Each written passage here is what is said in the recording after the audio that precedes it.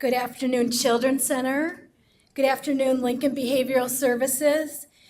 Good afternoon, Northeast Guidance Center and Community Living Services.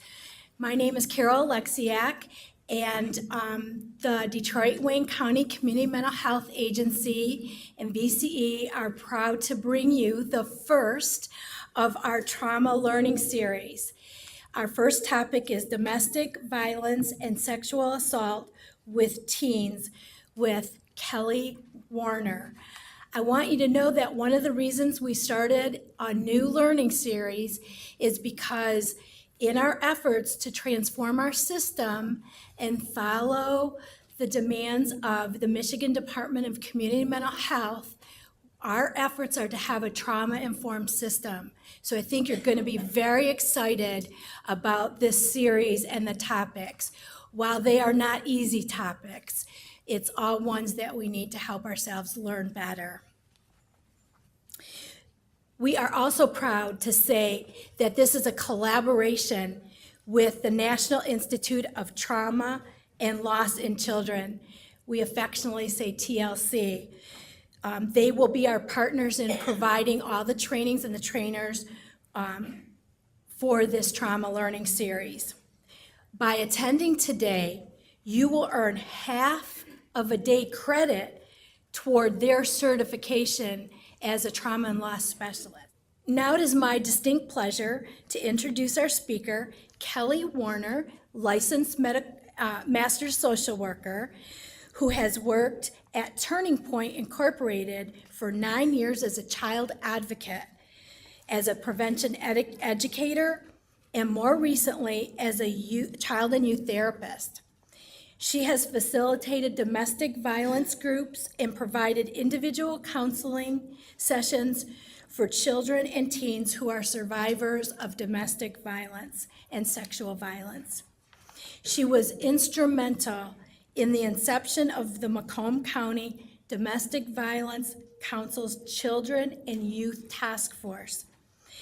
Ms. Warner's provided trainings on the topics of child witnessing domestic violence and sexual violence, dating violence, sexual assault, and gender socialization. So please give her a very warm welcome. All right, so just a couple things. Before we get started, I don't know if you guys know what Turning Point is. It occurs to me that we're in Wayne County and Turning Point is in Macomb County. And so just so that you guys know, Turning Point is a domestic violence and sexual assault crisis agency. They have a shelter as well as counseling and a whole lot of other services that I won't, but just so that you understood what that was about. A couple little types of housekeeping things for you guys to know about kind of up front. This is a tough topic for a lot of people, and when you guys see some of the statistics, you'll understand why I say this.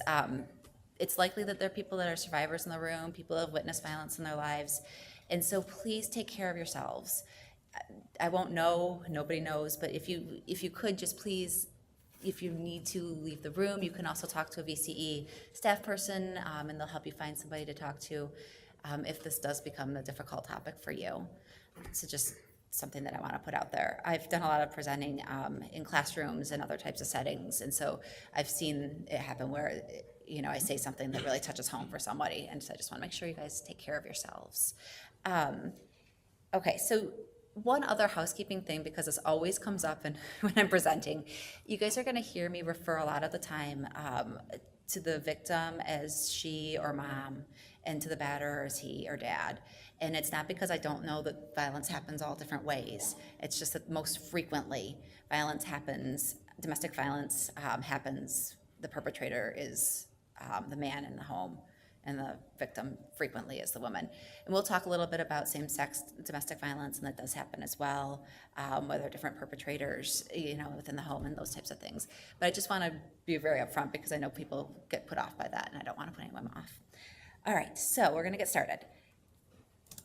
All right, so I want to just do a real quick definition of domestic violence, and I'm pretty sure probably many of you already know this, but the definition that is the most useful is that domestic violence is a pattern of behavior in which intimate partners use physical violence, coercion, threats, intimidation, isolation, and emotional, sexual, or economic abuse to control or change the behavior of another partner. And the reason that the word pattern is highlighted is because domestic violence generally isn't one incident of name calling, or it's not an isolated incident of pushing. It is a pattern of behaviors used to control somebody. And so sometimes people get that mixed up and think, that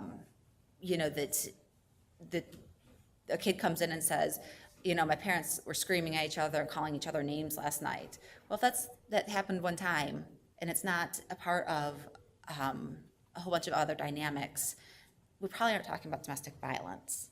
Does that make sense to you guys? Okay. So just something to, that's where that came from. I'm going to show you guys a few pictures throughout this of some things that some of the kids that I've worked with have drawn. And this one says, "See, this is what you made me do." And the mom in the picture is saying, "Stop it, go away." And it's just was striking to me how clear the batterer was blaming the victim even in the midst of this. And you'll hear me talk about victim blaming a lot because it really prevents victims from getting the help they need, among other things. So this particular student situation was obviously dad was battering mom and also trying to pull the kids into the middle of the fights by saying, "See what she's doing? She's causing me to act this way." And I'm sure you guys are seeing similar things like that. And so we'll talk a little bit about how to kind of combat some of those comments because they're really difficult for people to change because they've been told over and over that the victim is causing it. All right, so prevalence. These are older statistics, but they'll give you an idea. From October 03 to September 04, domestic violence programs in Michigan received about 55,208 crisis calls. So it's about 151 crisis calls a day.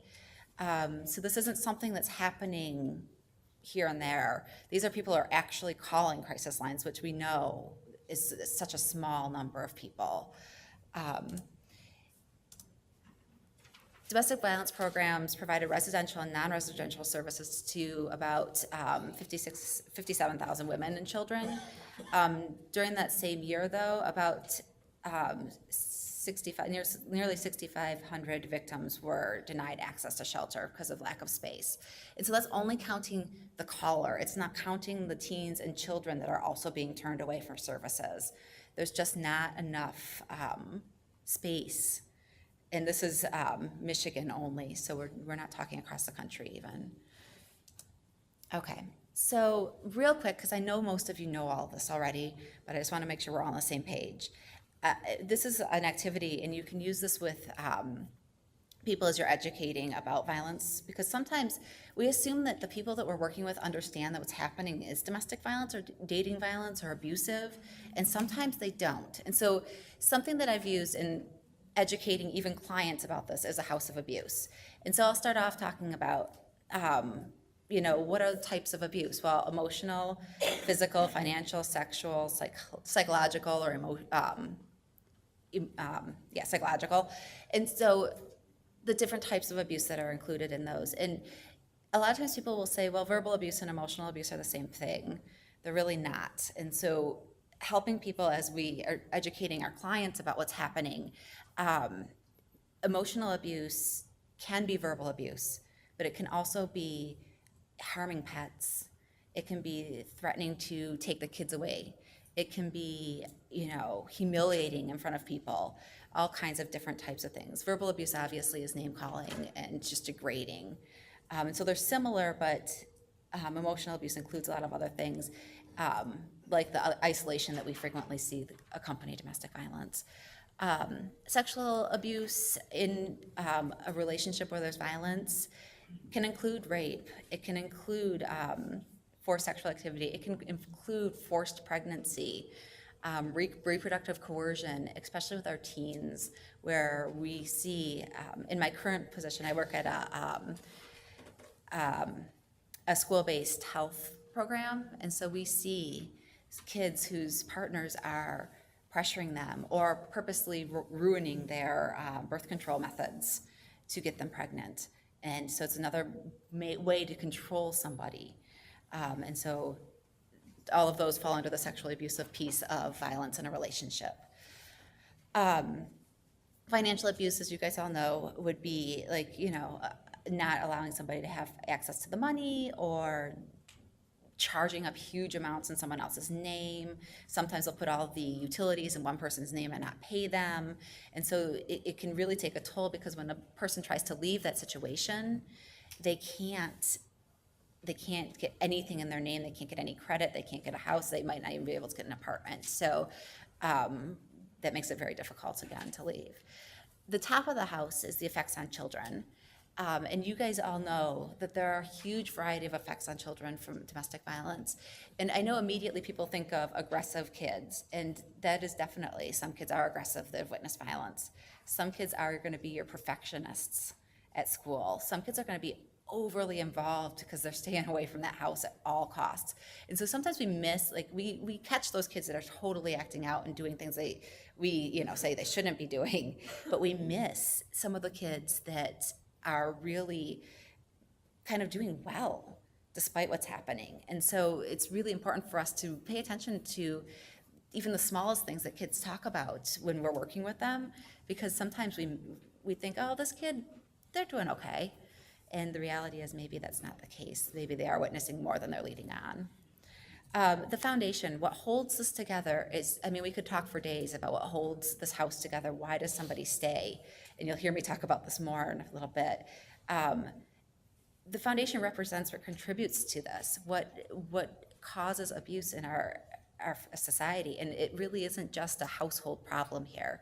Violence in relationships is a problem that affects us across our society. And I could guess that almost everybody in this room could think of at least one person right now that they know that's been in a relationship like this. And so it's something that, we frequently hear, oh, it's not my business, I shouldn't interfere or meddle, but it does affect our entire society. And some, watching TV, if you guys pay real close attention to ads in magazines, and there are things that even suggest that treating people that way is appropriate. And so I'm sure you could think of things like that as well. All right, so some of the things that I've heard in presentations and other places, and I just want to clarify, I hear people say, well, it's just an argument, they're just disagreements, they get a little out of hand. Domestic violence is a pattern of abuse that's meant to control somebody's behavior. It's not just an argument. I also hear people say, oh, they could talk it out, they can fix this. It's dangerous. It's so dangerous. In fact, I would never even suggest that having a batterer and the person they're battering in a room together for therapy it's dangerous. It's not only dangerous for the couple, but it's dangerous for the clinician frequently. What I would recommend is separate services and batterers intervention program for a batterer. They're so incredibly manipulative that it's dangerous for us. And I've saw this happen where a parent was referred, her and her husband went to counseling, and there was a blow up in the office. The therapist did everything she could to protect. She held the person back. He waited. He went to her house, sat and waited till she got home and attacked her. It just is very dangerous. And so it's not something they can just work out by talking. A batterer needs to be able to identify and understand the need to control a person. And that's not going to happen talking to the person they're trying to control. Sometimes you hear, oh, this happens in such and such group, or only poor people get battered, which is, again, not the case. And I know you guys know that. It's domestic violence, dating violence, sexual assault and abuse. All those things happen across all ethnicities, races, genders, you name it. It could happen to anybody. Also, especially because I've done a lot of presentations with teens, I hear, oh, well, anger management the domestic violence is about anger management. If he just controlled his anger, it would be okay. It's not about anger. Domestic violence is about power and control, controlling that other person, humiliating.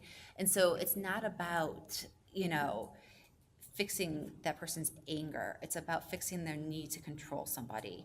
And so it's really difficult, because you'll see it even published places that they, I got a little book that when I was working with children, a children's book about domestic violence, and I was reading it, thankfully before I read it to the kid, and it talked about, daddy gets so angry. And it's like, no, it's not about anger.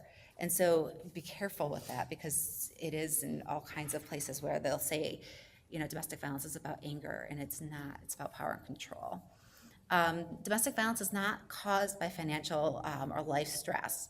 Now, those can exacerbate already a violent relationship. It can make it worse, but that's not the sole cause or the root cause of violence in a relationship. And so sometimes we say, oh, it's tough economy. There must be a lot more domestic violence. Probably not more domestic violence, maybe worse domestic violence. Does that make sense? Domestic violence is not generally triggered by the victim's behavior. And what it is domestic violence frequently is the victim's behavior is used as an excuse for battering. So I'll give you an example. I had a friend, we were kind of young, out of high school. She was dating a guy, she was living with him. He had told her to do the laundry. She did the laundry, and her world, doing the laundry meant washing it, folding it, hanging it up. And so when he came home, she was in the closet hanging it up. And because he whatever reason, he chose to attack her because she was in his closet. And so it was just an excuse to batter. It wasn't because she was snooping in his stuff, or it was an excuse. And a few weeks later, she called me. She was very confused. She's like, why? He's so angry because I won't do his laundry now. And it was just another excuse to continue that on. And so it's not triggered by the victim, it's the batterer using excuses. Domestic violence is also not caused by drugs and alcohol. Domestic violence can be exacerbated, again, by drugs and alcohol. With the loss of inhibition, the violence sometimes is much worse. However, usually when there's violence, when somebody's drunk or high, there's usually controlling behavior also when that person isn't drunk or high. All right, a couple other things. We hear middle and upper class people do not get battered, or that they don't get battered as frequently, and that's not true as well. One of the things, though, is that the resources sometimes are different, and so they may be able to leave, or may have a family member that has enough money to help get them set up somewhere else, so they may not be representative in a shelter or those types of things. They might have maybe their own employment, and so they can get away in different ways. Sometimes people will tell me, oh, well, I would know if that person's a batterer. No, unfortunately, we don't. I so wish that batterers came with a B on their forehead or something, because that would help us, right? But it doesn't happen that way. And so, people will say, well, he's a doctor. Well, that doesn't mean anything. One of the moms that I worked with, her husband was a doctor and was a batterer.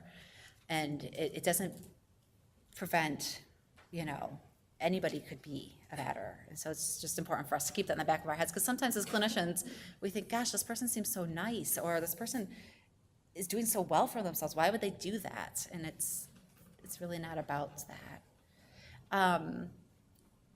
Survivors know that they're being abused, and that's not always the case. That's not always true.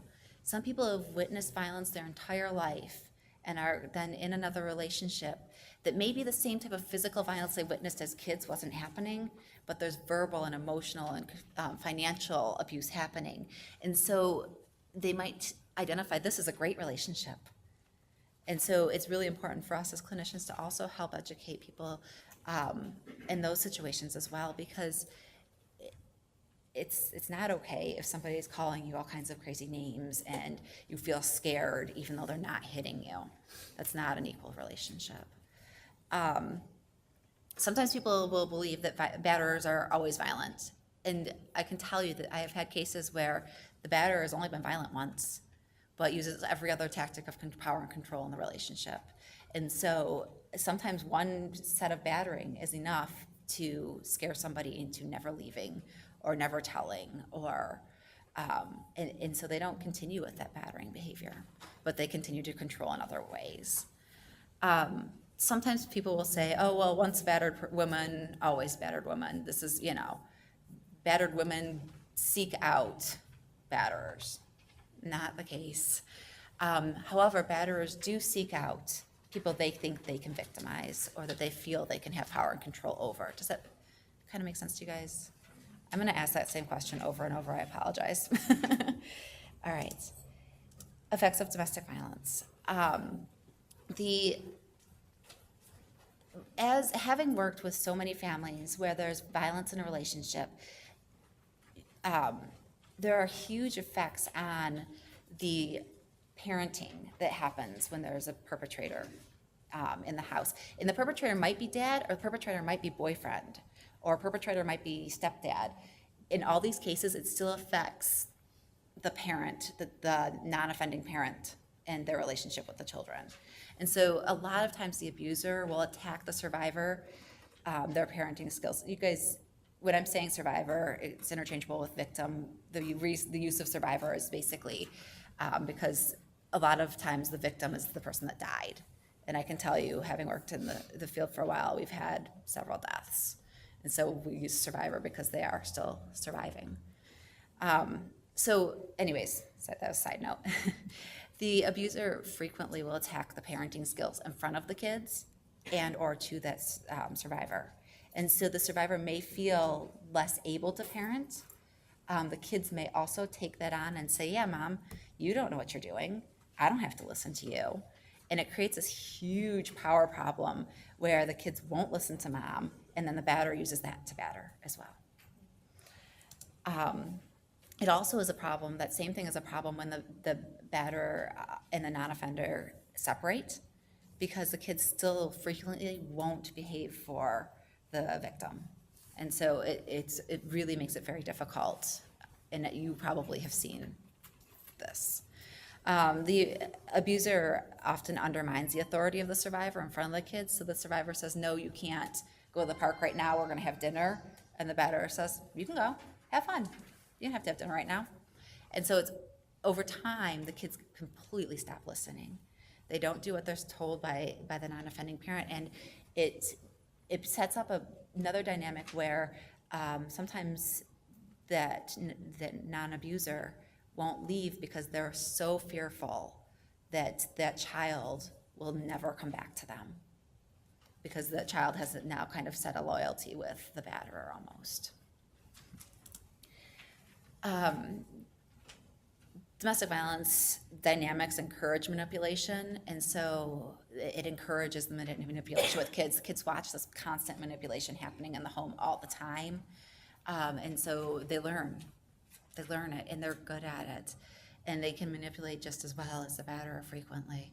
And it's not because they're bad kids. I would never want that to come across that way. It's just that that's what they think is appropriate. That's what they're used to seeing sometimes. And sometimes battering isn't just happening in their home. Sometimes battering is an issue across their family. And so this is what they're seeing when they visit their aunt's house, or, their older brother's house with his new girlfriend or whatever. Oftentimes, the batterer pits the kids against the survivor. In this, I think I'll talk about resiliency in a little bit, but the better relationship between the child and the non-offending parent, the more likely the child will be resilient. And so the cases where you see that the kids have been really pitted against a parent, rebuilding that relationship is so important to that child's ability to heal. And it's very difficult to do. So that's that. The need for the survivor to prioritize safety. Being a parent who's been abused, their need for safety to come before a lot of other things really affects their ability to parent in the way that we might think of parenting, if that makes sense to you guys. So instead of celebrating the 5th birthday, we might completely skip over 5th birthday, because if we have a 5th birthday party, there's going to be alcohol, and dad's going to want to invite his girlfriend that I know that mom knows about but can't stop and can't leave because she's afraid. So sometimes those types of things, sometimes the kids are really angry because things came before what they felt like should come before. So like the safety came first for mom in that scenario, because if she has this birthday party, she knows the battering is going to result from it. And so it affects their parenting style, because sometimes the kids feel like, my mom doesn't even care about me, she didn't have a birthday party for me, those types of things. Sometimes the safety also comes before what the kids need. So they need shoes and a new jacket, but if mom asks dad for money for the shoes and jacket, she knows she's going to be battered, or that the kids are going to be in danger, so she doesn't get new shoes and a jacket. Those types of things too. All right. The slide says crap flows downstream, and it just is, in homes where there's violence happening, the survivor's frustration may also then be placed on the child, and definitely this happens. It's so difficult and so frustrating and so stressful, especially in the process of leaving, and we'll talk about it a little bit, but when somebody's leaving the batterer, and as you guys probably already know, it's the most dangerous time for the victim. It's when most murders actually happen, is when the person is actually leaving. Because since domestic violence is about power and control, and when somebody leaves, they're taking back that power and control, so the batterer steps up their level of violence. When a person leaves, when a parent leaves with their children, there are things that had been in place in the past possibly that now are not. And the kids may be completely not listening. They might be doing all kinds of different behaviors. And so, of course, crap flows downstream. When mom's frustrated, she's gonna scream at the kids. And so we see some of that. And not in all families, for sure, but in some. And so it's important, as we're working with moms, parents of these kids, to recognize that. Children and teens can also be the batterer with the batterer. And I've watched this happen, and it's so disheartening for the mom. It's such a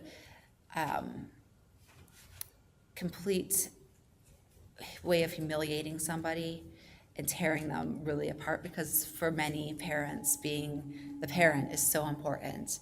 And when somebody takes that and uses that child as part of their battering and controlling, it's one of the worst forms of control and hurt that you could, I'm sure as many of you are parents probably could imagine.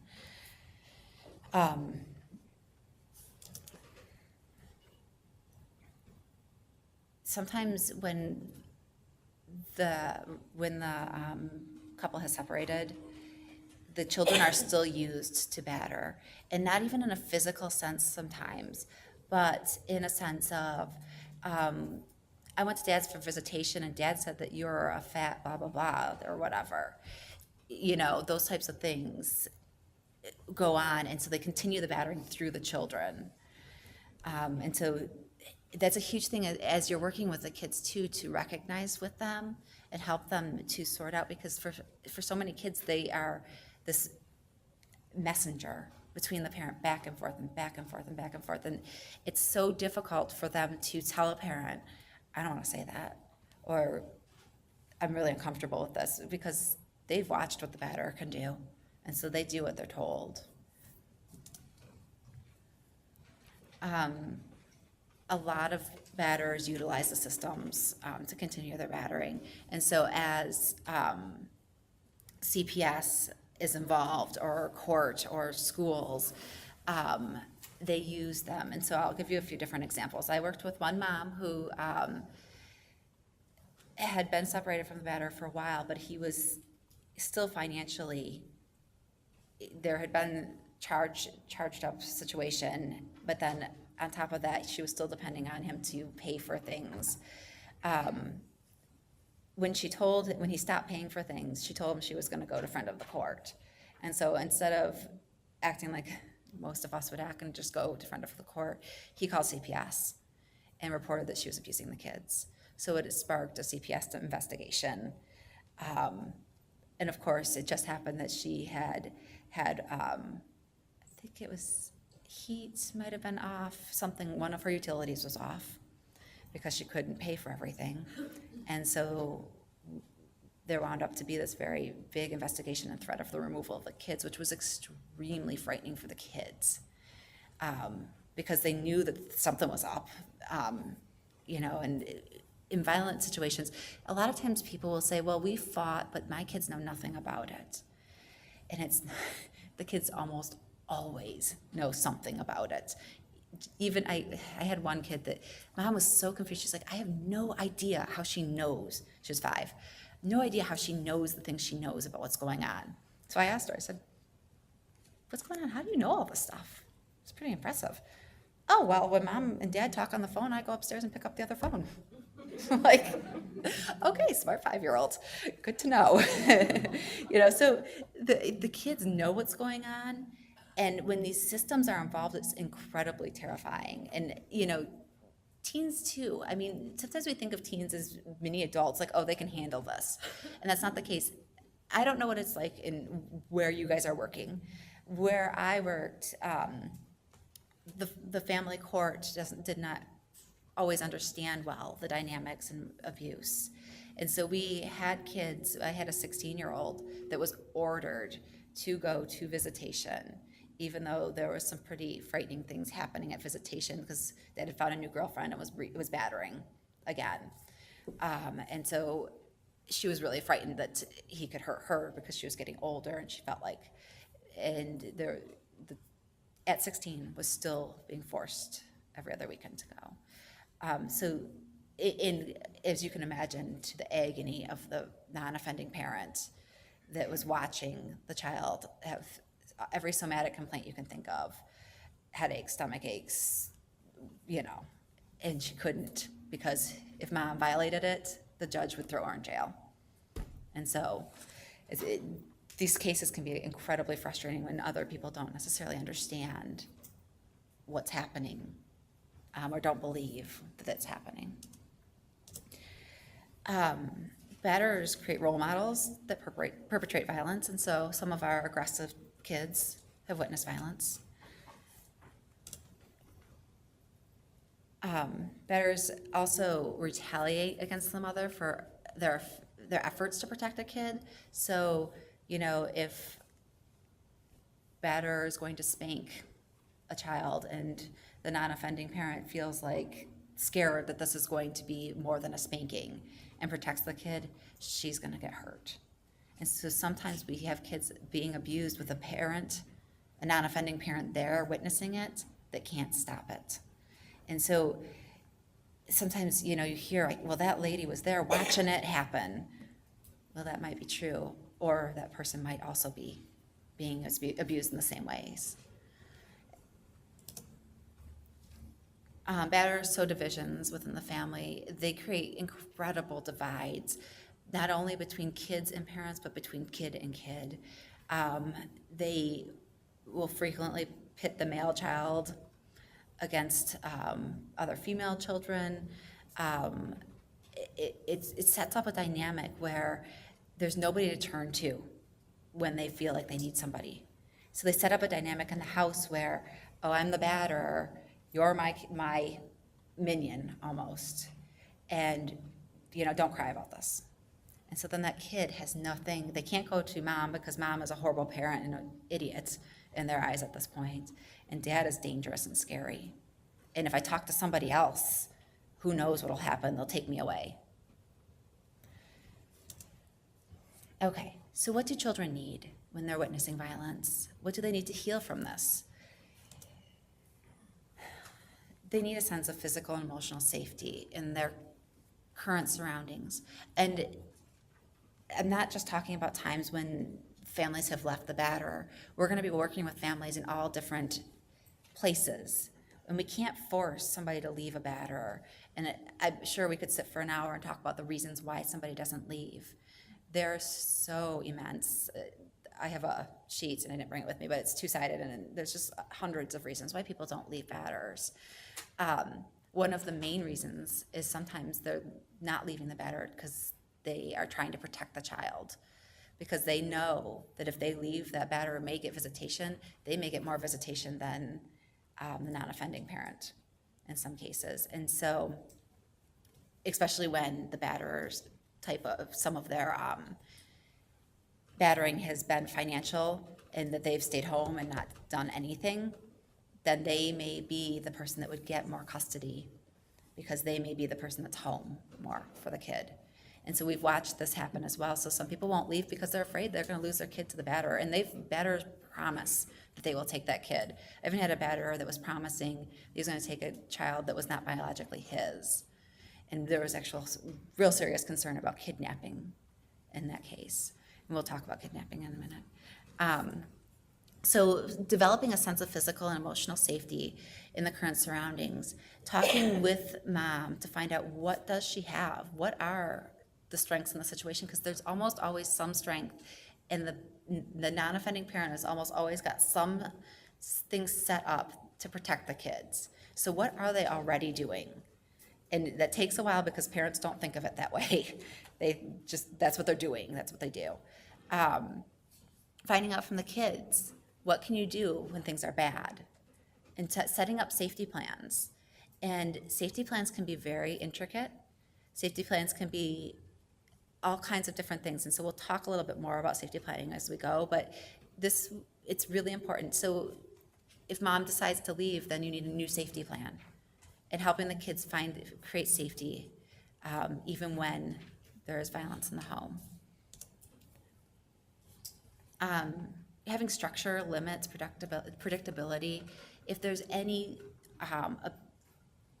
ability for the family to be involved in something, if they're with the batterer or not, can they join 4-H if that's available to them?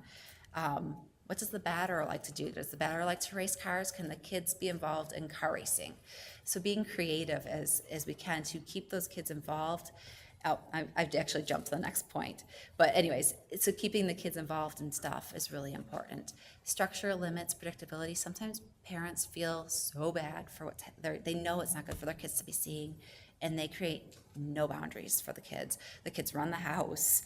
And so, but in the end, kids really desire and need those limits. And so teaching parents how to create limits and boundaries, especially after they've left. One side note, if somebody's still staying with the batterer, any type of changes that you're giving this parent to implement, or this child to implement, can put them at risk, especially if the batterer does not know you're seeing them, because they want to know, where'd you come up with that? And sometimes it forces the kid to have to tell. And it puts the kid in danger for you knowing that something is going on. It puts you in danger of the batterer showing up and requesting the records, which we can talk about for an itsy-bitsy second if you guys want to. So anything that they can have, even if it's, we brush our teeth at this time in the morning, we brush our teeth at that time, at night, we have dinner at this time, we sit here for dinner, just any type of predictability that they can build. A strong bond to the non-battering parent. So building that relationship between the non-violent parent and the child is extremely important.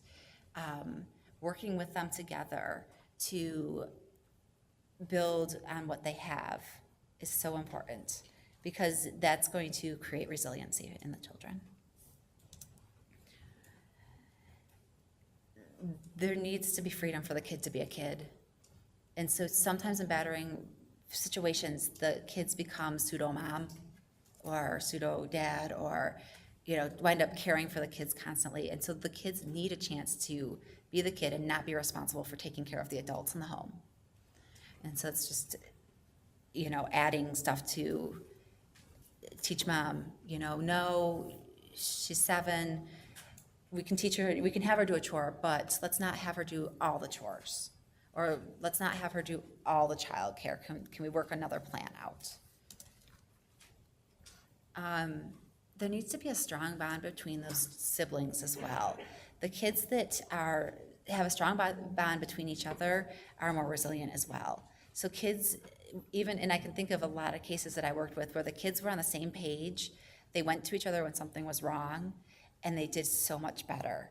The kids that fought each other were the kids that had way more difficulty healing. And so trying to build a relationship in that way is very important too. And that might have to start with, again, addressing a parent and making sure they're not doing the comparison things, and, you know, addressing how parenting is going as far as raising two different kids. A child can have contact with a batterer as long as there's strong protection in place. Does that make sense? So some batterers a huge majority of batterers are also violent with kids. Some are not. And so if this is a case where a kid is not in danger with the batterer, then it is appropriate for them to be able to see that person. And I know that that's even kind of hard for me to swallow sometimes after watching so many of these not be a safe or good environment for the kids. But in the cases that the child is safe and the batterer has not harmed the child in any way, it is appropriate.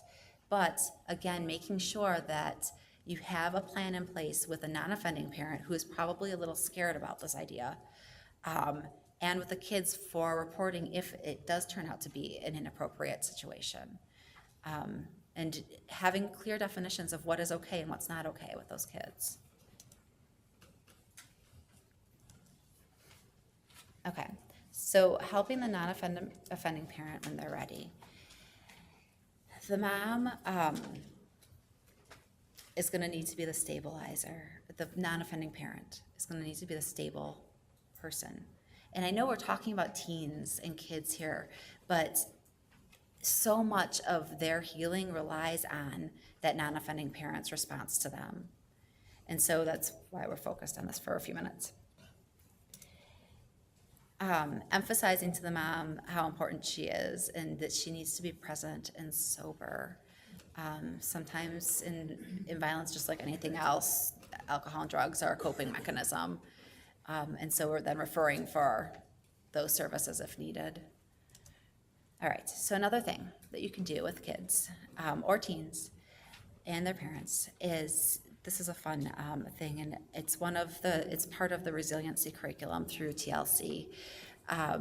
It's of family rituals, and so sitting down with the family, and what are some of their rituals? Like for my family, we go and get a real Christmas tree every year. It's a family ritual. It's something we look forward to. What are things that you can do, especially when somebody has left a violent relationship? What can you create now? Because you get the power to create something completely new if you want. So what types of rituals are you going to have for your family now? Okay. Give them tools to expand their ability to protect. Lundy Bancroft is a domestic violence kind of guru kind of guy, I guess. He has on his website a lot of information about domestic violence and also some safety planning stuff. And so it's a great resource, and so I just want you guys have it on your print up. Work with mom to help correct concerns about respect, just like we talked about already. You know, when there's battering and the battering has been kind of a piece, like the separating. Can you guys tell I've completely lost my train of thought? Basically making sure that teaching the children respect for that parent and rebuilding what's been kind of broken. Okay, so another worksheet or fun thing that you can have parents do is lunchbox love letters.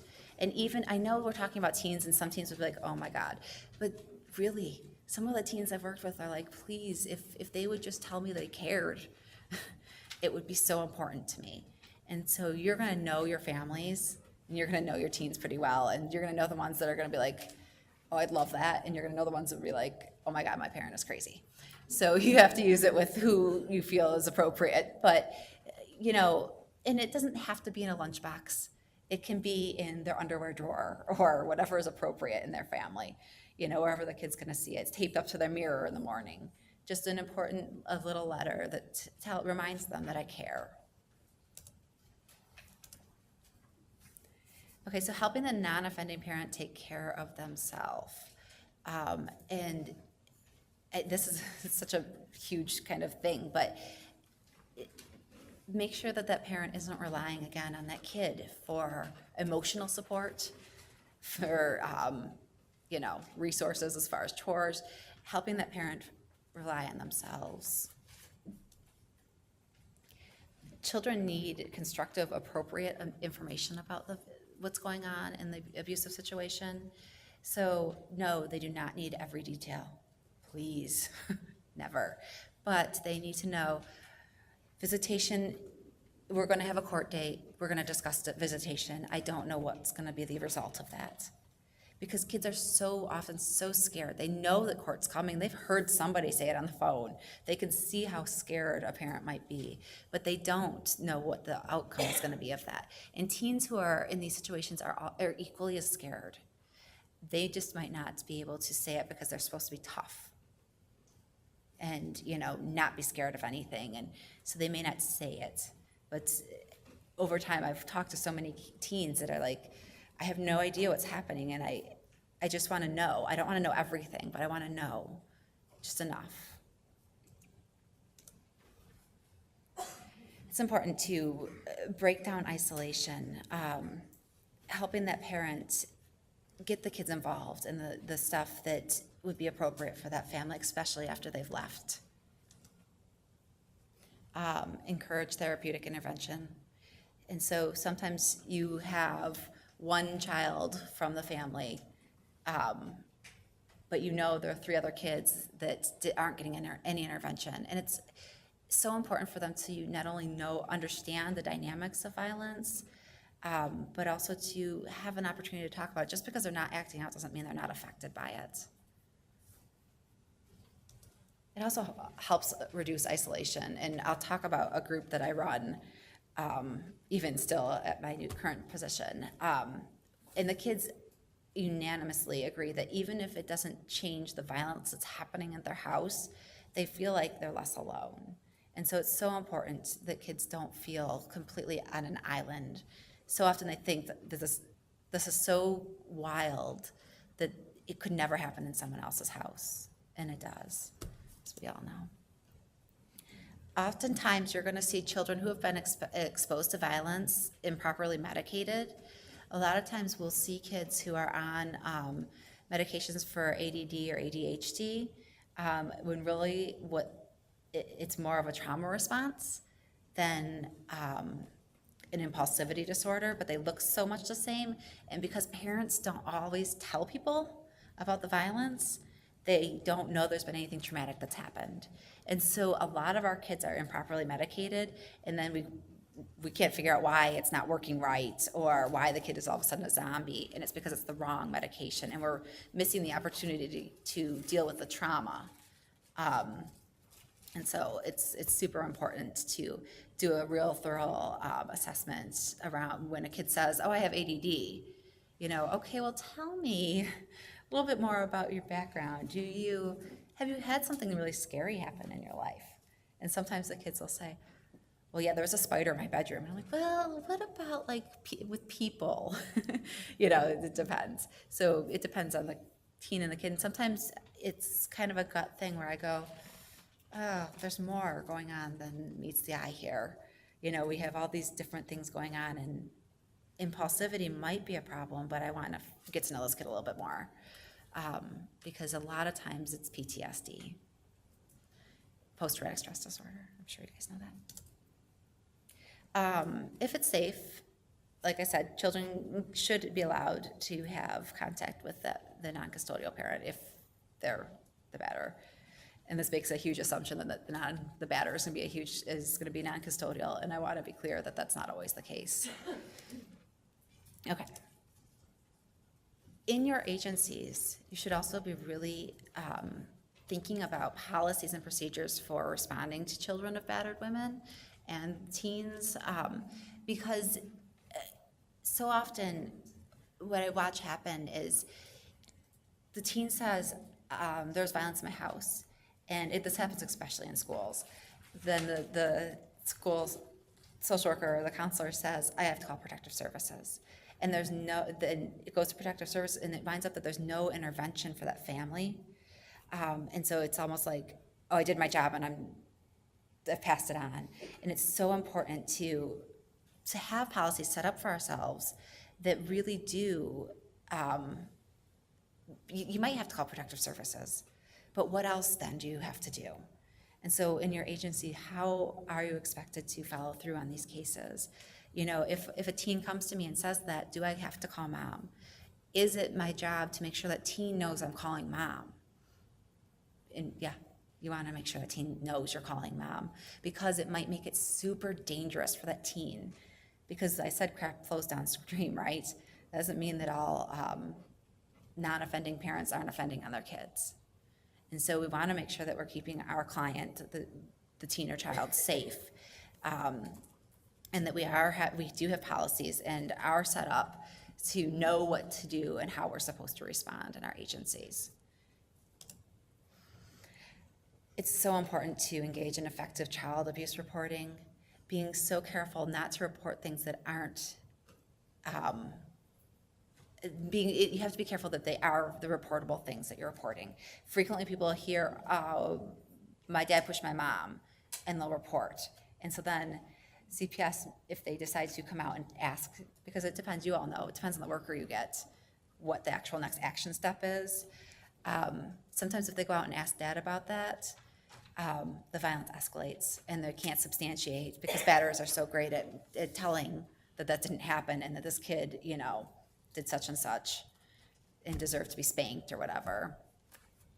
So being real careful. And when you do find cases where you do need to report, making sure that the child knows that you're going to report, that the parent, the non-offending parent, knows you're going to report. And safety planning, I've had several cases where I've talked to them about these things that I have to report, and these are the things that you can expect. And the non-offending parent saying that worker's not safe. You're sending somebody out to a dangerous person. And I'll say, okay, I can call the worker and I can let them know that. And so it's not only protecting each other, it's protecting the parent, because then the parent can be prepared to not be home that night if the batterer is going to come to their house or to, you know, to do some different things. And so it's so important that we don't blindside people with that type of a report. Build a working alliance with a non-offending parent. So I'm working with your teen. You know, I can't necessarily tell you everything we're talking about, but I need you to always tell me if there's something I need to know. You know, and working with a teen, that sometimes I'm gonna want your mom to come in here. And, you know, we might need to talk about safety, or we might need to talk about your guys' relationship and building that, okay? Assess and invalidate the non-offending parent's strengths. So often when there's violence in a relationship, the batterer has over time just chipped away at the self-esteem of that non-offending parent. And so it's so important to remind that person, because they're doing really amazing things. You've kept your children safe. Sometimes people will say, I'm a horrible parent, I let this happen. No, you did what you had to do, and now you're decided to get help. You know, so you guys know how to do that, to help them see that they're not a horrible parent, they're doing the best they can right now. Understand the post-separation risk to children when batterers, like I said, when a victim or a survivor and a batterer separate, there are always post-separation risks to kids. And we know that frequently batterers will contest custody in court, and so they will chip away at their visitation and get to see the kids more and more frequently. And so when that's not going their way in court, sometimes abduction is a huge risk to children, as well as that continued battering and putting children in the middle and using them as a weapon. And so understanding all of those small details, because it's important for you to help that child navigate that. And teens are no different, even if they're not forced visitation. Sometimes they're choosing to see both parents, and are then still very caught in the middle, especially with the technology that we have. Parents are on the kids' Facebooks, attacking each other over that child on that child's page. You know, they're texting back and forth through that, so the kid gets the message and relays it to mom, and it just, there's a lot of risk to the kids. It's so important to keep the non-offending parent and the children together whenever it's possible. So we know that we have times that we might need to call protective services, but it's so important to keep, because as we separate those kids from the one thing that's protected them from so long, we start to diminish their resiliency, because now it's even scarier, because that person that protected me can't even protect me. And, you know, all these other people are starting to get involved and take me away. Support and learn about the custody rights for battered women. And it's so important because, like I said, even with teenagers, custody can be a huge issue. And I don't know if that's been an experience for you guys or not, but I've definitely watched that, where the kids are getting torn between two people, and they're being coached by batterers and by non-offending parents to say certain things in court to try to get what they want, and it's such a difficult situation for those kids. And so as you're working with a teen in that situation, trying to know the rights of that battered woman, so that you know what is appropriate and what's not for that child is super important. If you have a batterer that's willing, sometimes you're going to have contact with both, and it's important for you guys to also take that into consideration and decide and have policies in your agencies for your safety, because it's so likely that the batterer is also going to want to know what's going on, and being very careful about what you're telling if the batterer knows that the child is seeing you, because it really creates safety issues. So if they're asking for services, you can refer them to a batterer's intervention program. I don't know who would be doing that in Wayne County, but certainly I could look that up, or you can Google online and probably find a batterer's intervention program in Wayne County.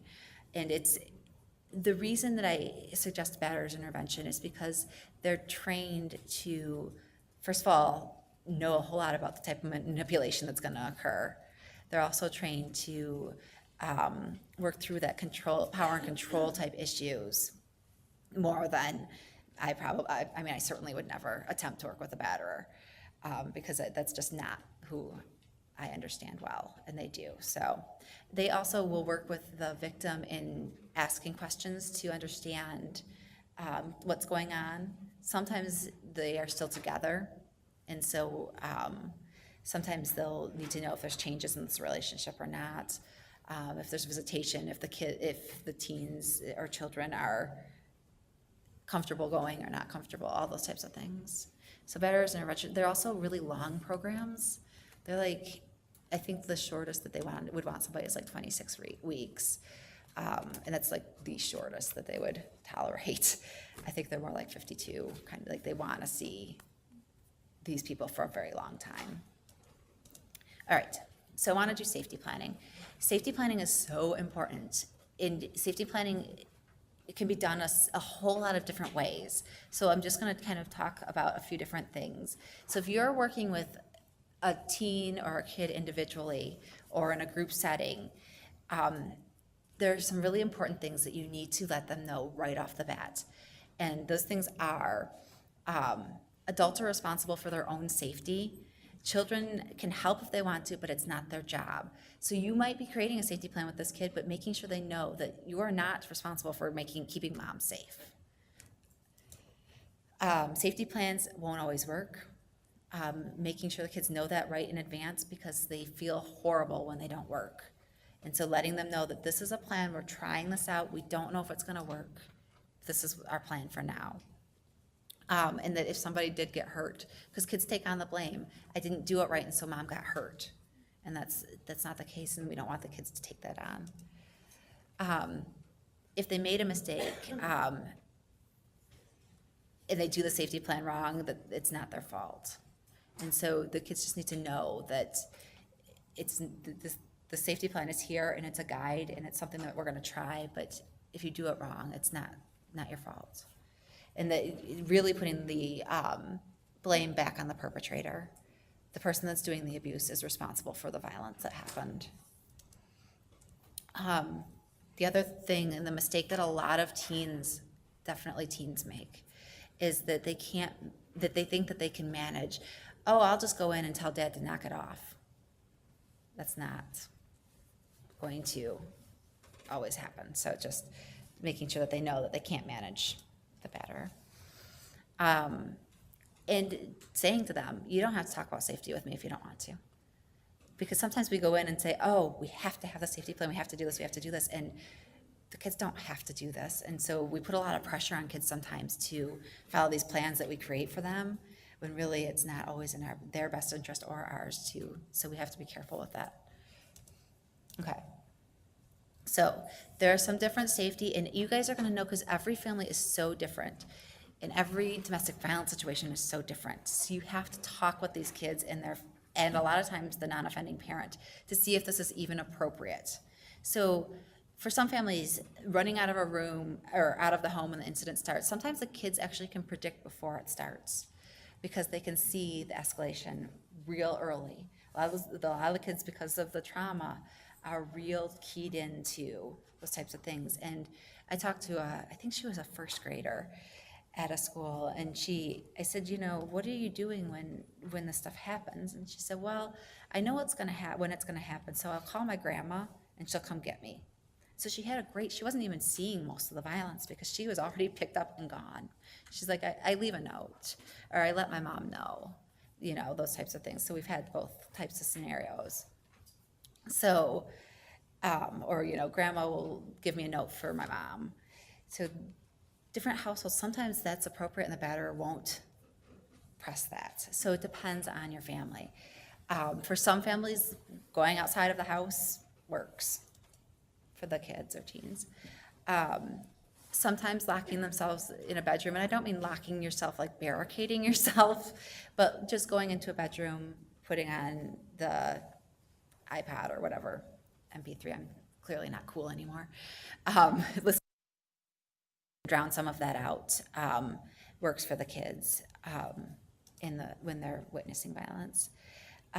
Some kids will lock themselves in rooms, and a lot of times if you can, and this is so different now because kids sometimes don't have access to phones because people have gotten rid of their home phones, and so it's so important to assess for that when you're making a safety plan. Does this child or teen even have access to a phone? Because a lot of them don't, and it's not like they can run to a payphone now. And so assessing that and getting in contact with your local domestic violence program, because frequently they have phones that you can use. They don't have a plan, but you can use a cell phone without a plan to call 911. And so a lot of times you can get a hold of those types of things as long as the phone can be charged. And so the teens can even have a 911 phone. Arranging a code word with friends or relatives so they can pick up the phone, call them and say, the pizza's in the oven or whatever it is, and they'll know that the kid needs help. And I've had to talk with some teens because they want these wild phrases. I'm like, that's not gonna work in this situation. Like, that's gonna be pretty evident that something's up, so helping them pick an appropriate phrase to let somebody know, to get them. Going over 911 and what's going to happen. You guys are going to know dispatch in your area, if it even happens, if these kids are going to call 911 and get nowhere, what else can they do? Like knowing your areas, you need to also take into those small things are so important. Because if we're directing the kids to call 911, but we know they're not getting a response for the next 3 hours, we're setting them up for failure and it's dangerous. Some kids can go to their neighbors, and I always stress to the kids, you can go to your neighbors. Who do you know? Because we don't want them running to another house that's just as scary, or that's going to take things into their own hands that will make it worse. If I run to the house to the side of my, they might come over and threaten the batterer with a knife. Like, got to talk to the kids and find out. if there's anybody in their neighborhood they can go to that they know. You can direct kids to call the police. Know that some police departments are not going to be supportive. And so if you know that that's the case in your area, don't suggest that, I wouldn't tell the kids that your police aren't going to support you, but I also wouldn't say, put that as my first line of defense then.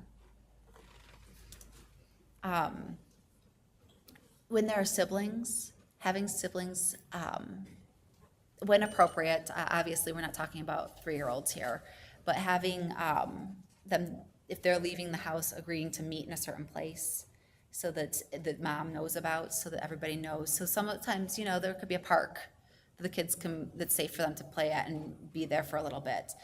Can these kids or teens or whatever meet there?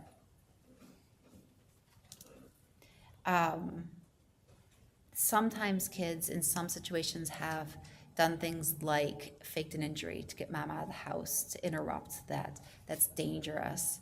But in some households, this works. And so you guys, like I said, are going to have to weigh out the dangers and the safety for these families. And so if that's what changes the dynamic, then, you'll know, because the kids will say, oh yeah, I usually do this, and it stops it. Okay. If it's safe, keeping a cellular phone hidden somewhere, like one of those 911 phones, not a regular phone. Like an old, even if a parent has an old junky phone that can just be charged kind of regularly, that can be somewhere, that if the batterer finds, it's like, oh, it's just my old crappy phone, I just haven't gotten rid of it. But knowing that if a batterer finds something like this, it can also ignite another violent incident. And the other thing is a lot of people's safety plans, visitation is to send a phone with the kids, and know that batterers will search kids' stuff sometimes and take those types of things. So when you're creating a safety plan for a kid on visitation, because unfortunately we have kids that visitation's ordered for them and there's battering and all kinds of stuff happening, and we can't prevent that visitation. Being sure that you are taking into account, asking those questions as well. Is batterer going through your stuff? Does batterer take stuff? Planning phrases they can say to themselves during that situation that might help them calm down. Like, we're going to be okay, I'm going to be okay. That they can just go over and over, rather than catastrophizing and getting more frightened. The other thing along with that type of thing is having a lovely, like if a kid carries around a teddy bear, that might be the thing that you send on visitation. Make sure visitation, they take that teddy bear. Make sure, can we get 2 of the same one, so if batterer takes it, we still have one. Those types of things. Some kids can set up a plan where they leave home as soon as they know that maybe dad's been drinking, or they observe those warning signs and you can sit down and ask them, what are the warning signs? What tells you that violence is going to happen? How do you know it's going to be on a bad day? How do you know it's going to be bad? And usually they have some small indicators, and sometimes the kids don't even realize they know that information. Okay. Some kids will hide weapons, so they know dad has 3 guns and they'll take off and hide with them. I wouldn't suggest that that's a great plan, but asking your kids if that's what they're doing, because you want to know if you're working with a teen that thinks, oh, well, I took all the bullets, if they think that's going to help them be safe, because that's probably not the case. And so you want to help educate the kids in what types of safety strategies are going to be the most safe for them.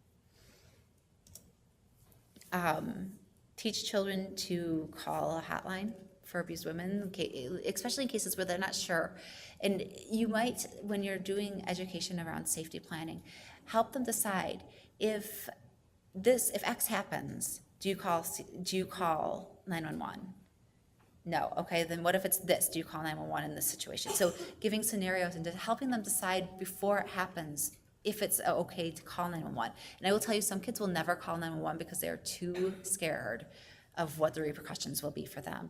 And I'm not talking about little kids. I had a high school, he was a sophomore when I first met him.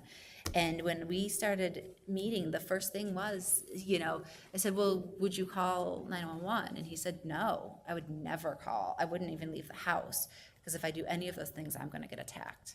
And so you have to plan within those types of things.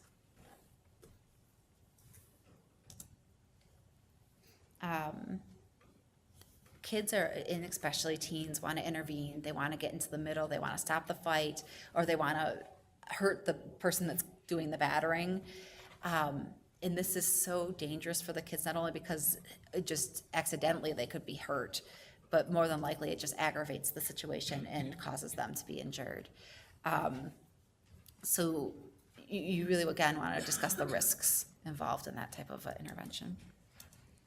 Okay, so this is a curriculum, and right now it's a curriculum that I use with teens who have been exposed to domestic violence. A lot of times when I'm talking with the kids, well, the teens, and we're talking about violence in relationships, it's like, yeah, well, my dad, beat up my mom, it's no big deal. And I'll say, okay, well, tell me, how are you sleeping? No, I can't sleep. Tell me how, when you're trying to pay attention in class, can you pay attention? Well, no, because I keep thinking about this stuff. And I'm like, okay, it is a big deal. And so let's address it. And so this curriculum is it's an art sensory intervention. And so almost all of it's a group intervention. All of the groups have some kind of art involved in them. It has music and journaling as well attached to it. And so trauma and violence in the home are so encoded visually, basically in all of our senses, that it's so important that the kids not only try to talk about it, because I'm sure some of you know that trauma affects our brain development. And so when the kids are talking about what happened, it's not necessarily addressing those visualizations that they're having, because it's stored in a different place in their brain. And so drawing about it gives it a lot more relief. And I know how resistant I was to this idea of drawing such awful things, but I can't tell you how much relief I've watched the students get from it. And so this can be longer or shorter. It's about 12 sessions, but then it has optional additional sessions. It starts off with doing a debriefing, which is meeting with a student, and doing some different types of drawings, doing a safe place drawing. And so safe place drawing can be real or imagined. And it can be like one of the kids couldn't think of a place she really actually felt safe, so she drew herself in the clouds because she imagined that she would probably feel safe there. And she added a radio because she was like, well, I'll be bored, I need music. So we do that drawing, and then well, before we do the drawing, we do a questionnaire about PTSD, which is like a pretest, basically. We'll do the drawing, and then we'll do some drawings about what happened. And there's real clear questions to ask about it, because in this type of treatment, you aren't necessarily the type of therapist you are on a normal day. You are being a witness to what happened. And so that must have been really hard for you. Isn't something you would say. You would say, tell me about what you saw. What did you hear? What did you smell? What did you taste? And they're really kind of awkward questions, at least they were for me when I started, because I was like, oh gosh, this is so uncomfortable to really push. But it's really useful for the students because they're able to say, gosh, I didn't realize that, I was hearing the dogs barking, and I didn't realize how much anxiety that the dogs barking now creates for me. And so we're able to kind of pull some of that out, as well as it's partly desensitizing ourselves to what happened. It's just like watching a scary movie. You watch it the first time, it's incredibly frightening. You watch it 5 more times, and you're not as frightened of it. And so when you draw, it's the same idea. And so there's drawing throughout, and there's exercises throughout where you're visualizing that happening and then visualizing the safe place. And so right away, they walk away with a coping thing that they can do in classrooms is visualize that safe place. And so that's something that we work through so it starts off with that, and then we do sessions about, fear and hurt, anger, relationship with the non-offending parent, what domestic violence really is, all these types of things. So there's that, and then there's a post-test about PTSD. Almost always there's a change. However, I will warn you, if you do something like this, sometimes because these cases are so chronic and the violence doesn't necessarily end, there's not an end point for it, that sometimes their scores will go up because there was a new incident. So you're not doing it wrong. All right, so we're gonna fly through just a quick mention of teen dating violence, because we could spend a couple days on teen dating violence, but it's much like the domestic violence we talked about. In many senses, the controlling behaviors is similar. However, one huge thing about teen dating violence is that teens have a lot less decision-making power than in a regular domestic violence situation, because they almost always need adult intervention in some ways. And we as adults have to be careful, because so frequently we kind of take over that power. And giving back the power to the survivor is so important, because without feeling like they can do things on their own, they still feel powerless. And so working together collaboratively instead of, well, I need to do X, Y, or Z if you can avoid it. Does that make sense to you guys? And part of this is, I've watched, and I know probably not very many of you work in schools, but schools a lot of times will see the violence in relationships happening. One of my clients was a pretty serious case, but she was having a really difficult time identifying it as violence in her relationship. It's just a normal dating relationship in her mind. And he was doing things like writing red rum on her locker, which is actually backwards, is spelled murder. She was trying to break up with him, and it just wasn't going well. She had a lot of pressure from mom to break up with him, and the school at some point stepped in and said, we'll expel you both. And it was perfect for him, because he had so much power. If he could potentially get her kicked out of school. He could then also have access to her all day long, because mom had to work. And so it's so important in cases like that, where you start to hear things like that, to really be involved in, I called the school and I talked to the principal and I said, I'm really concerned about this. I understand that her behavior is inappropriate at school, that she, threw a pop at him after he pushed her up against the locker. But I need your help with this, because it's exacerbating the problem. So just a note on dating violence. Also, because of their developmentally for teens, dating violence is a roller coaster, or developmentally it's just a roller coaster in general for teens. And then when you add dating violence, it can actually, teens, have ups and downs all day long and any given day. And if you add violence in the relationship, it prevents those ups. And so they have a harder time making those developmental milestones sometimes even. And so it's so important. Developmentally, they're having social, emotional, physical, cognitive changes. They're developing their adult identity. And sometimes, our intervening and saying, oh, that guy's bad for you, doesn't change it. It's like, well, yeah, I like a bad guy. You get those types of responses. And so thinking about what I did with the team with the locker stuff is I asked her, I said, I know you really, really care about this guy. I want to just do a couple lists. On this side of the page, I want you to write what you want in a relationship. And so we did that. And she had all these things she wanted, just like any teenage girl really wants these things. And then the other side I asked her to write down what she's getting in her relationship. And she was getting, called names. She was getting hurt. And I said, let's compare them. Let's talk about this. Is this what you want? And so we started there. And instead of me telling her what I thought, she told me. And so it gave her the ownership of that.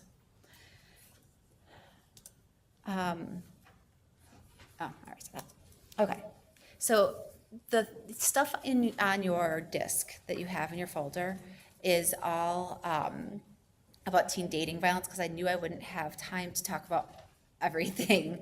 So I want to talk about sexual abuse of teens, though, which can be, when there's violence in a home, teens, there's a higher rate of sexual assault to those teens. And so it's important to, if you're talking with a teen who's witnessing violence in their home, you are very possibly talking to a sexual assault survivor as well. And there's a lot of different reasons for that, but we don't have time. All right, so really quickly, I just wanted to give you the definition because it helps me when I'm talking with students about what sexual assault is, to have it real clear, so you have it here, you can give it to them. The Michigan definition of sexual assault is any unwanted sexual touching to 3 specific areas: breast, butt, and genitals. Any unwanted sexual penetration, oral, anal, or vaginal, and that includes with objects. And it's anything that's forced or coerced upon a person against their will or without consent. And so most of our teens don't know what coerced means. And so that's a piece that I wind up doing a lot of education around.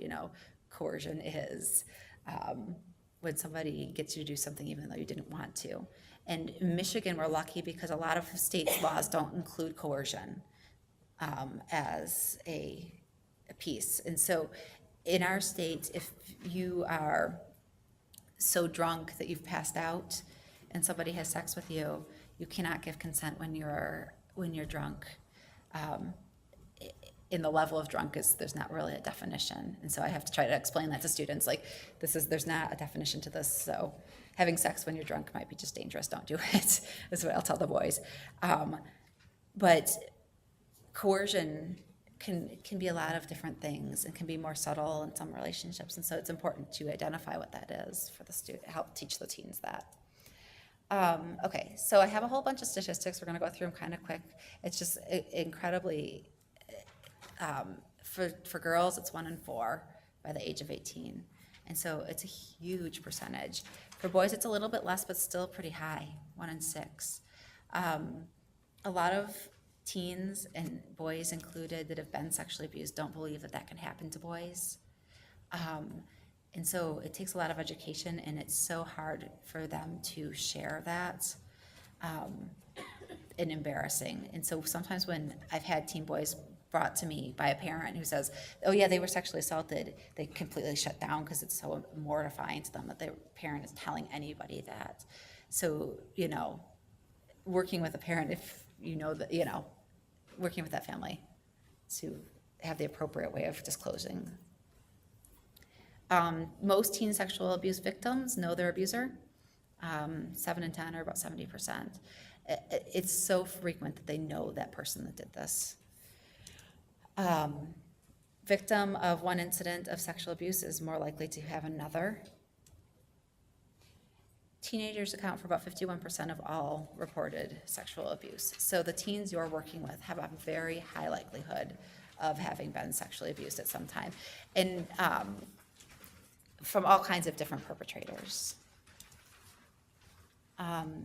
Between 16 and 19, teens are 3.5 times more likely than the general public to be victims of sexual abuse. So they're in the most danger between the ages of 16 and 19 for sexual abuse. 69% of the incidents of teen sexual abuse occur in a house. So almost all of the kids that I've worked with, the sexual abuse has happened at the perpetrator's house or at their house. 23% of all sex offenders are under the age of 18.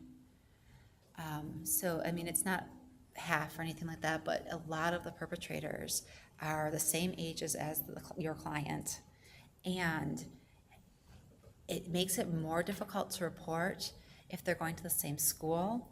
It makes it difficult because the schools don't always have in place the ability or the understanding of how big of a deal like a protection order might be, and you have a difficult time separating those kids and keeping that perpetrator away from the victim. So it's very important to kind of, if you have a teen that's reporting to you, understanding who the perpetrator is, and if they're safe from that perpetrator. In a lot of our cases, the perpetrator is going to continue to be around them.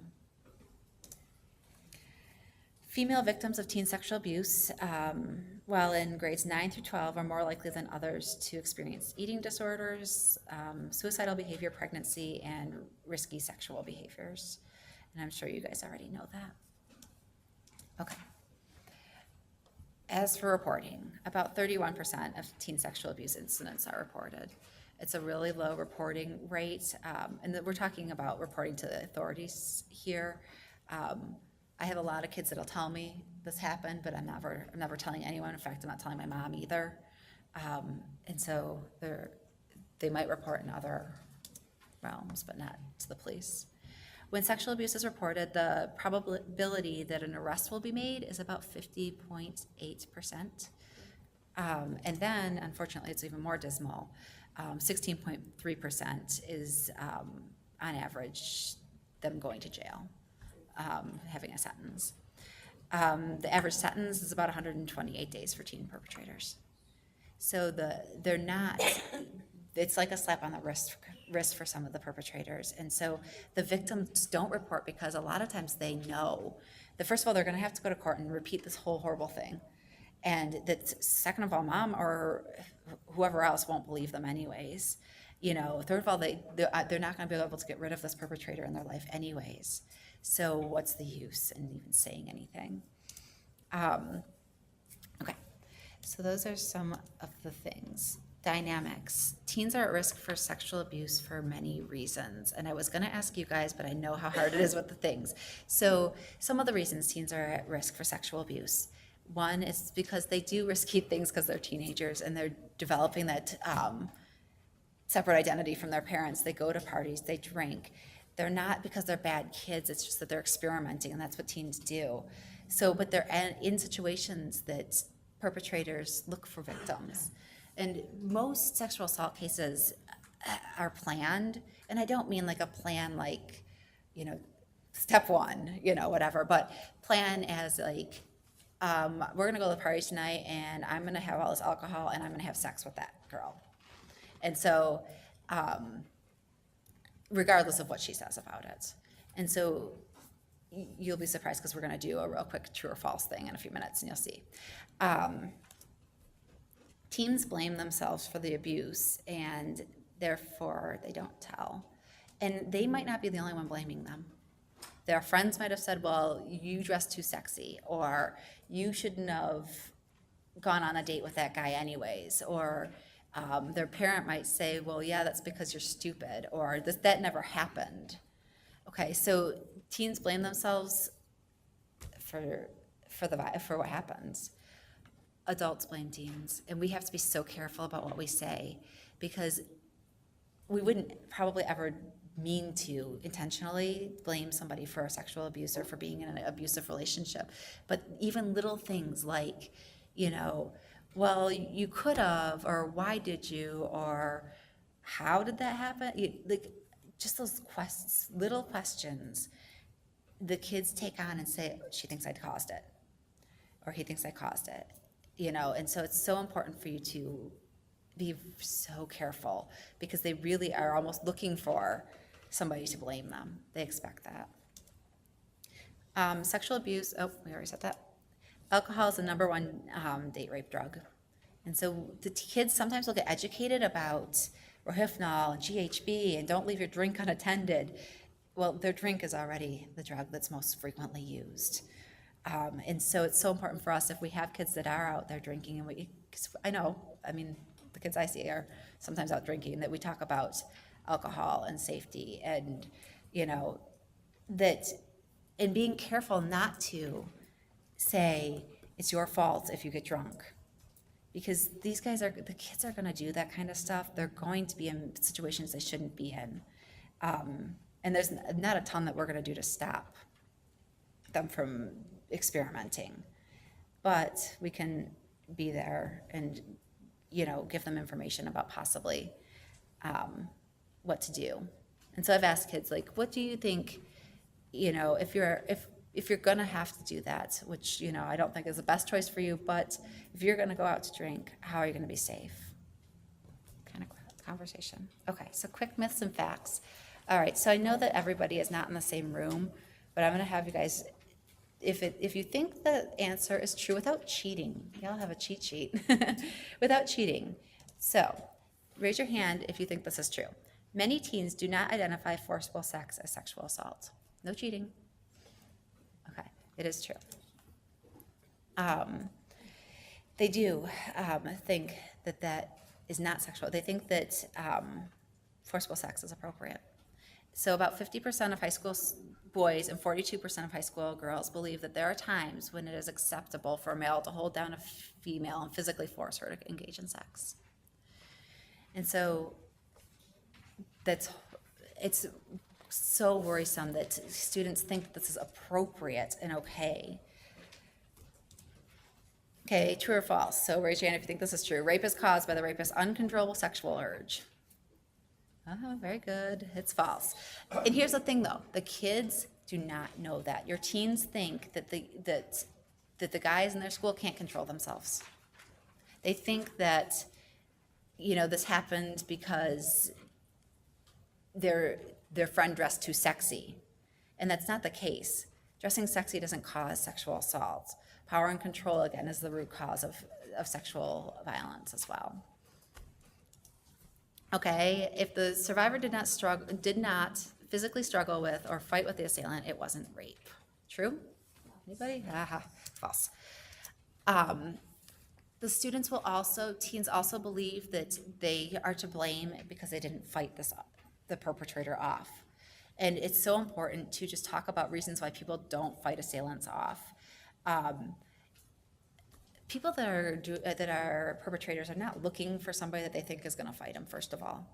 And second of all, I talk with the students about fight or flight responses, and that sometimes we freeze when we're scared, and it's not because we made a conscious choice to freeze. Our bodies did that for us. And so it's so important because it gives them the ability to blame themselves less. The other thing is we talk about the fear that they could be physically hurt worse, that there could be a weapon involved, that there's nowhere to run if I got away, that this perpetrator could do X, Y, or Z or threaten to harm, other people. There are a lot of reasons. And so making sure that teens understand that. Okay, so 50% of the time, the perpetrator is known to the adult victim. So we're talking about adults in this case. What do you guys think? True or false? Hands up for true. All right, I don't remember the answer. False. 60 to 85. I thought it was higher. So just like with teens, adult relationships as well, almost very frequently you are going to find that they know them. And I don't mean that it's somebody they necessarily know well. It could be an acquaintance. It could be a first date. It's generally somebody that's known to them in some way. It says about 28% of survivors of sexual violence are raped by their partner or spouse, 35 by acquaintances, and about 5 by their relatives. And again, this one's talking about adults. Okay, so here's a good one. In Michigan, forced or coerced sexual contact in a marital relationship was not defined as rape until 1988. True or false? True? Very good, for those of you that got it right.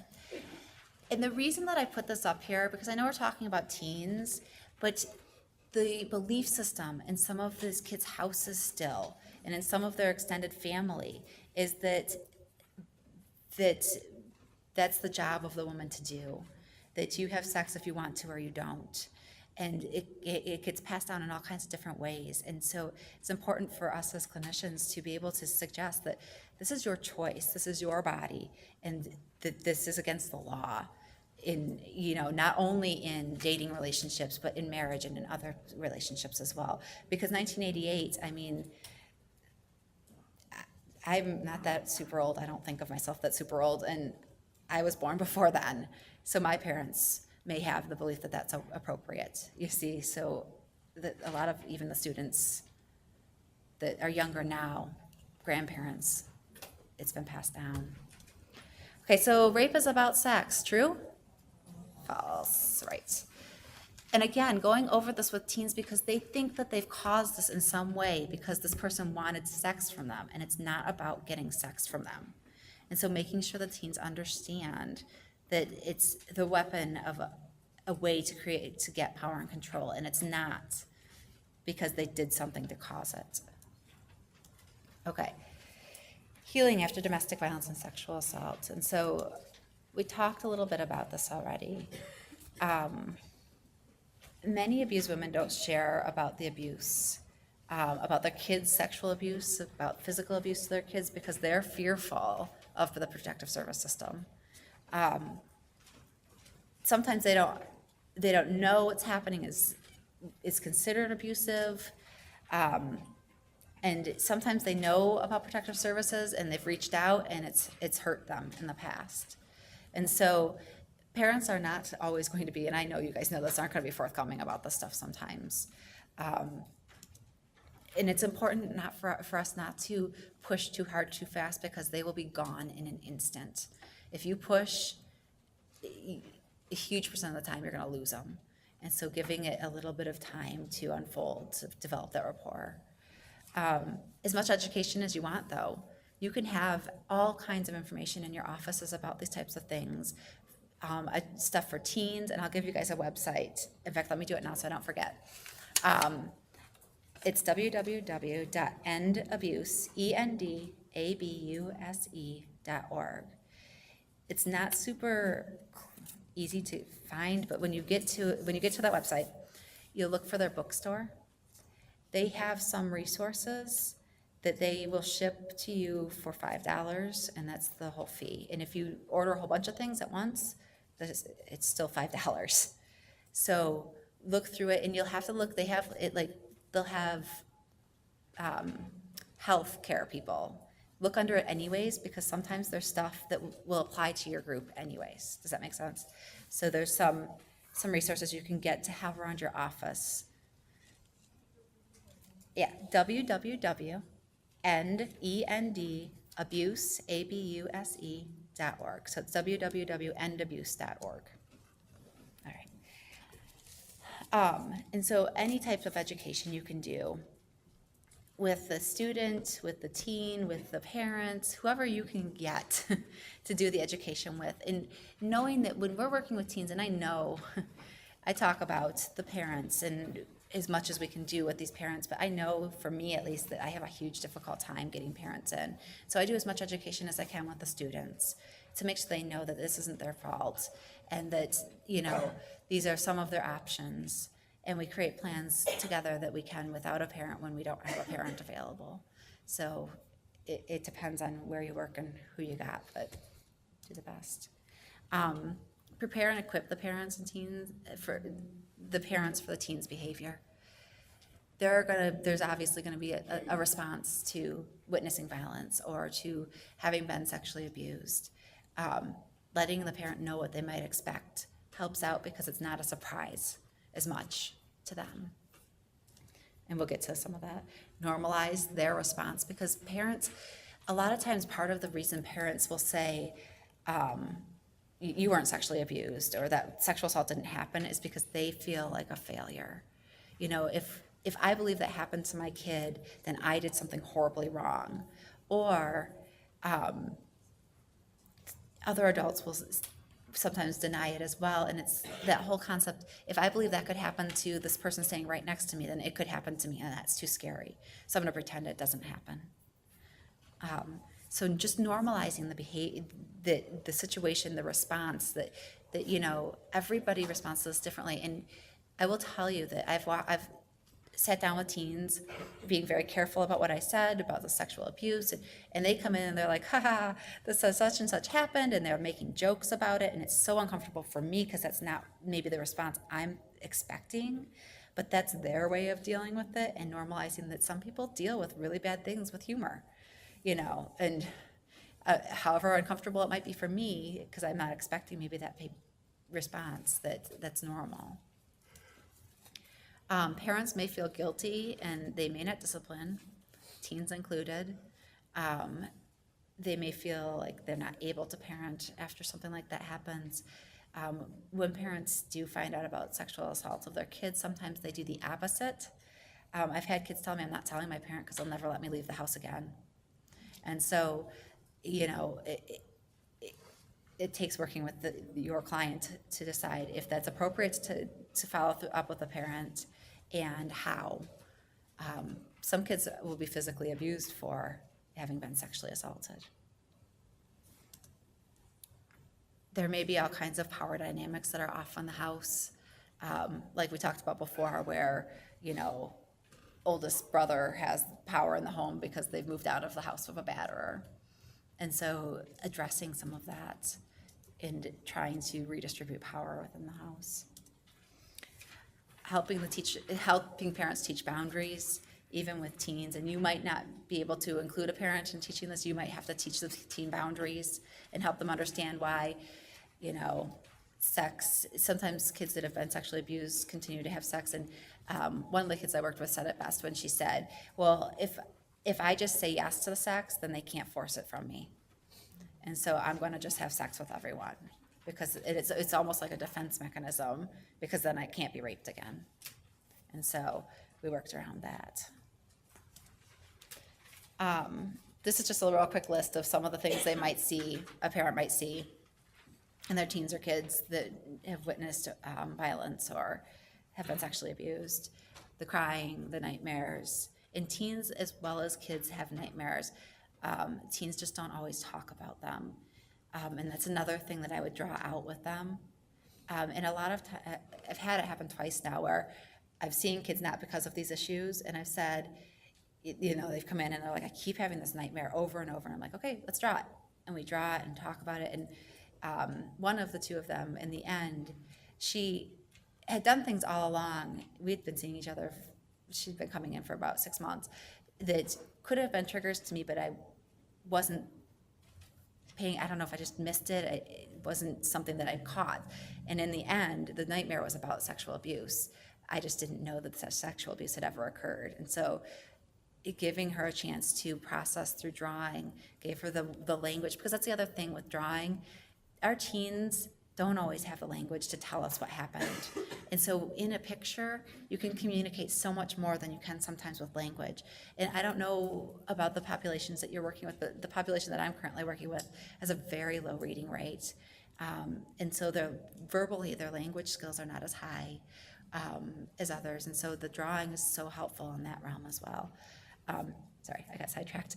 So other things parents could expect, resistance to being alone, sudden changes in routine. Like one of the kids I work with, she didn't even realize why she was having such a hard time, but her independent living person wanted her to shower at night, and she had a huge reaction to it. And later we figured out that it was because of her feelings of of not being safe in showering at night, because of some of the things that had happened to her in the past. And so it sometimes from us outside looking in doesn't make any sense. In fact, her behavior to somebody outside looking in just looked combative and like she was being a pain in the butt. But the reality was that it was actually connected to the trauma response. Regression, and even with our teens, you will see some regressive behavior sometimes. Sleeping not in their bed anymore, night lights, having to have TV on. Some teens will suddenly need, something specific to sleep with, those types of things. Physical complaints with no medical basis, as you guys would expect.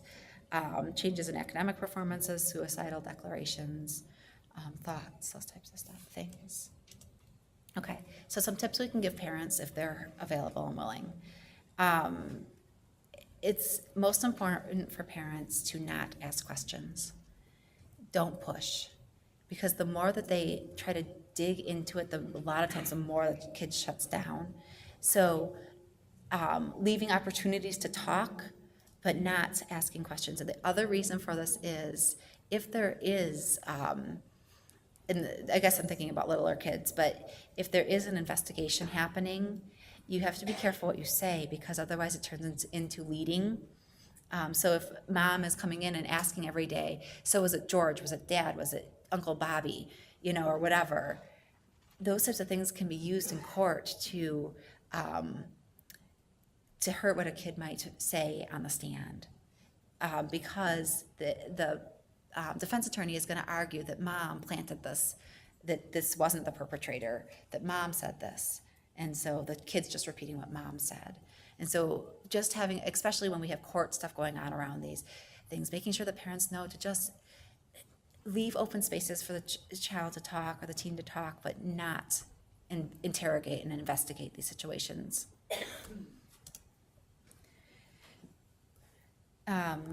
Children need, again, an environment with predictable rules, and not after they've disclosed sexual abuse and all of a sudden you have 5,000 new rules, but creating an environment where the rules are evident and understandable and clear. They need boundaries. It's a safety net for them. So giving them clear boundaries, just like the rules. Consistency, reminding parents to continue to be consistent, that the rules still apply. You know, even though you're feeling badly that something bad happened to your child, that child does not get to never go to school again. The child does not get to, you know, eat ice cream instead of dinner. Those types of things. Other things you can tell parents or teach parents is to support their teens, to believe them, to make sure that they say things like, I believe you. This is not your fault. And it sounds so cheesy, and it is so important because the kids will take so many things as blame. And making sure that parents know that cooperation with the offender does not mean that the kid was consenting. Just because they went into that bedroom and they are making out with them does not mean they wanted to have sex with that person. And making that clear. And making that clear to the students too, because sometimes they'll say, well, I caused it. I wanted to make out with them. I just didn't want to have sex. So it is my fault because I started it. I should have been, you know, whatever. And that's not the case. In our legal definition, you get to say no at any point. And so even if they didn't say no, but they started to push hands away or tried to back off, those are all signs that they don't want this to happen. Students frequently question their sexuality, especially young men who have been sexually abused. Does this mean I'm gay? Or the belief that all perpetrators are gay, and the hatred for people of different sexual orientations sometimes is spurred out of this. And so explaining that most perpetrators of sexual abuse are not gay, that it is about power and control, and it is not about sex, because again, it's that root of belief that sexual abuse is about sex. Let the teen choose who in the family they want to tell. This is such an important thing. And I know for parents, they need somebody to talk to too, and they turn to people in the family that sometimes it's mortifying to the teen to find out that, you know, Uncle George knows about this really embarrassing thing that happened to them. And so trying to let the teen choose who can know in the family, because it is such an uncomfortable thing, and it really sometimes creates barriers for the teen. Then they don't want to go to the normal holiday functions because everybody knows what happened to me, those types of things. Okay, a couple tools, and we're almost, we have some time, right? Okay. All right, so don't blame, and making sure that the parent is always placing the blame on the perpetrator, and that the student knows as you're talking to them, that the teen knows that you're going to always place the blame on the perpetrator. Because even if we think in our minds they shouldn't have gone to that party, they probably shouldn't have gone to the party, but they did, and we can't take that back, and we can't change it, and it's already done. And the minute we say you shouldn't have gone to that party, we are another person that doesn't believe them. And we're another person that they will shut out. Listen and validate their feelings. You know, sometimes the feelings don't feel like what we would expect them to feel. Sometimes students, you know, feel scared when the perpetrator's locked up and is going to be for the next 25 years. You know, and that's okay, that's normal. And so just normalizing that and talking about it, and maybe even creating plans around safety, because a lot of times the kids feel like they're gonna get out. I know it's 25 years from now, they're still gonna get out, and they're gonna find me, and sometimes they think they're gonna kill them.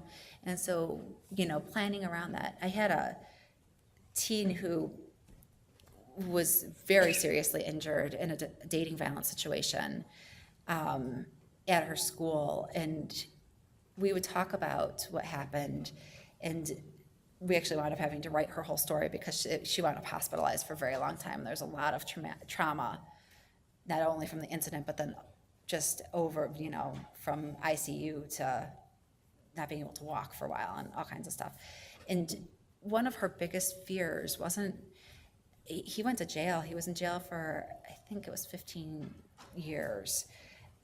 But she was like, but Kelly, no, it's been 7 years. He's gonna get out. And I'm like, but we have, quite a few years to go still, and trying to help her decide, okay, so we've got 7 years to plan for that.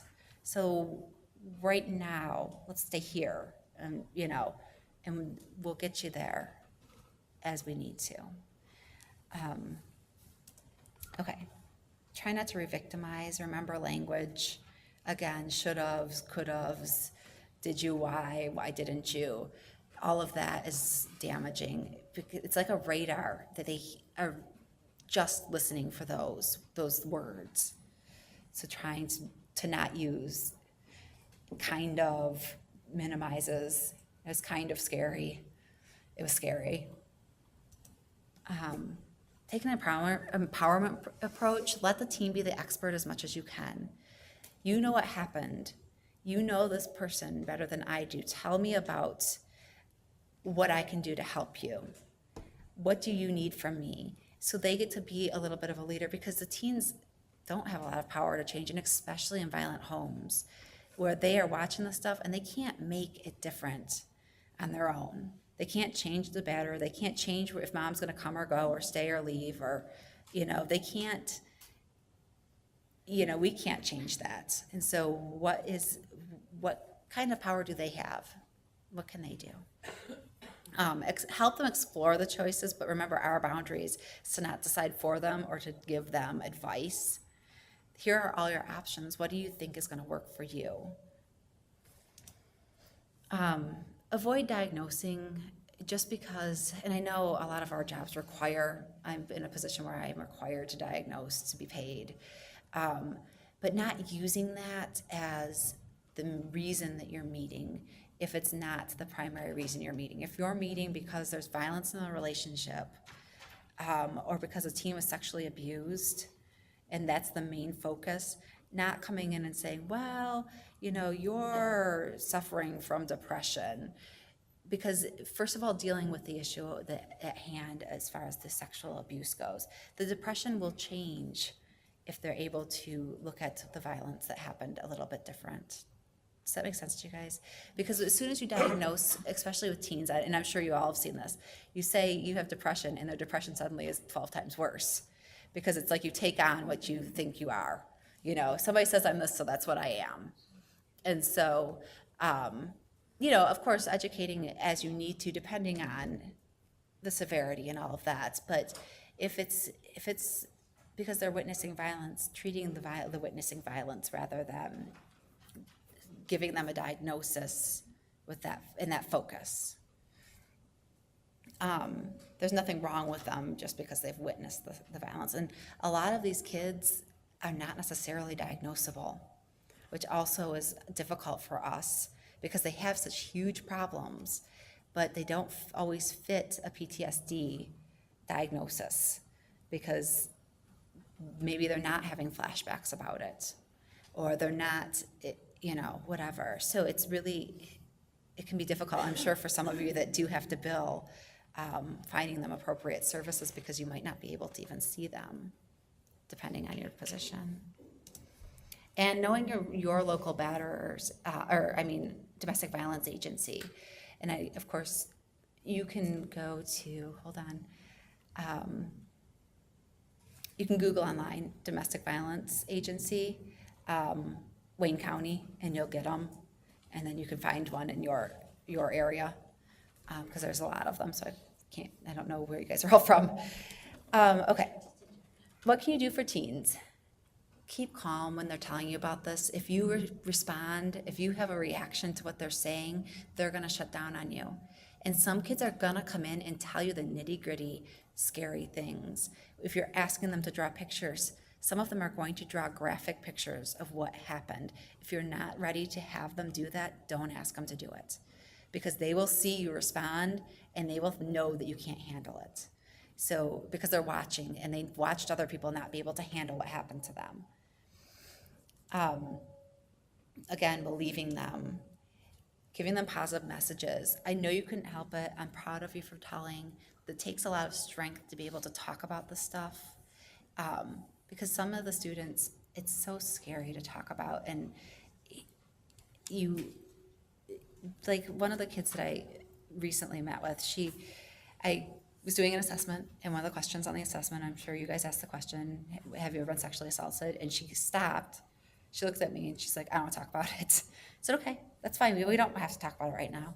I said, but, I have some experience in this realm. I've worked with lots of people. If there's something you need to tell me, you're not going to scare me. And she said, okay. Well, I was sexually assaulted recently by a guy that's my age. And it was one of those things where it was like she was afraid that if she told me, I would be uncomfortable. And so I needed to just tell her, you're not going to make me uncomfortable. Respect their privacy as much as you can. You guys, all your roles are really different, and so it's going to depend on what the rules are for your agency. But if you're allowed to talk with them about, if you have to talk with a parent about that, planning with the teen for talking with the parent, rather than saying, oh, you just told me you were sexually assaulted, I have to tell parent. I've watched this happen. When I did presentations with teens in high school, one of the rules at the school was that if a teacher found out about something like that, they were to tell the administration. Well, a student approached me after a presentation, and the teacher just happened to be standing nearby and overheard what she was saying to me. Went down and told administration. Before I had even finished talking to the student, mom is outside the door screaming at administration, and then came in and screamed at her daughter for making up lies. And it was like, that was the absolute worst outcome, because the kid, first of all, got absolutely no services, which was something I could have set up for her, and got in huge trouble for it. So talking with your kids first, if you have to talk with parents, is so important to plan for that.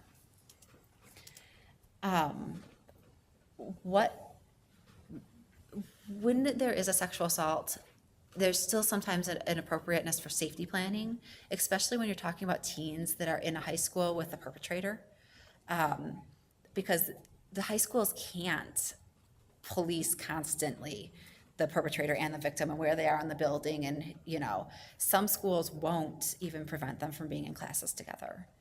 And so planning with that teen, how are you going to get through your day? Is there a possibility of a different school if that's appropriate for the student? What are the appropriate moves for that?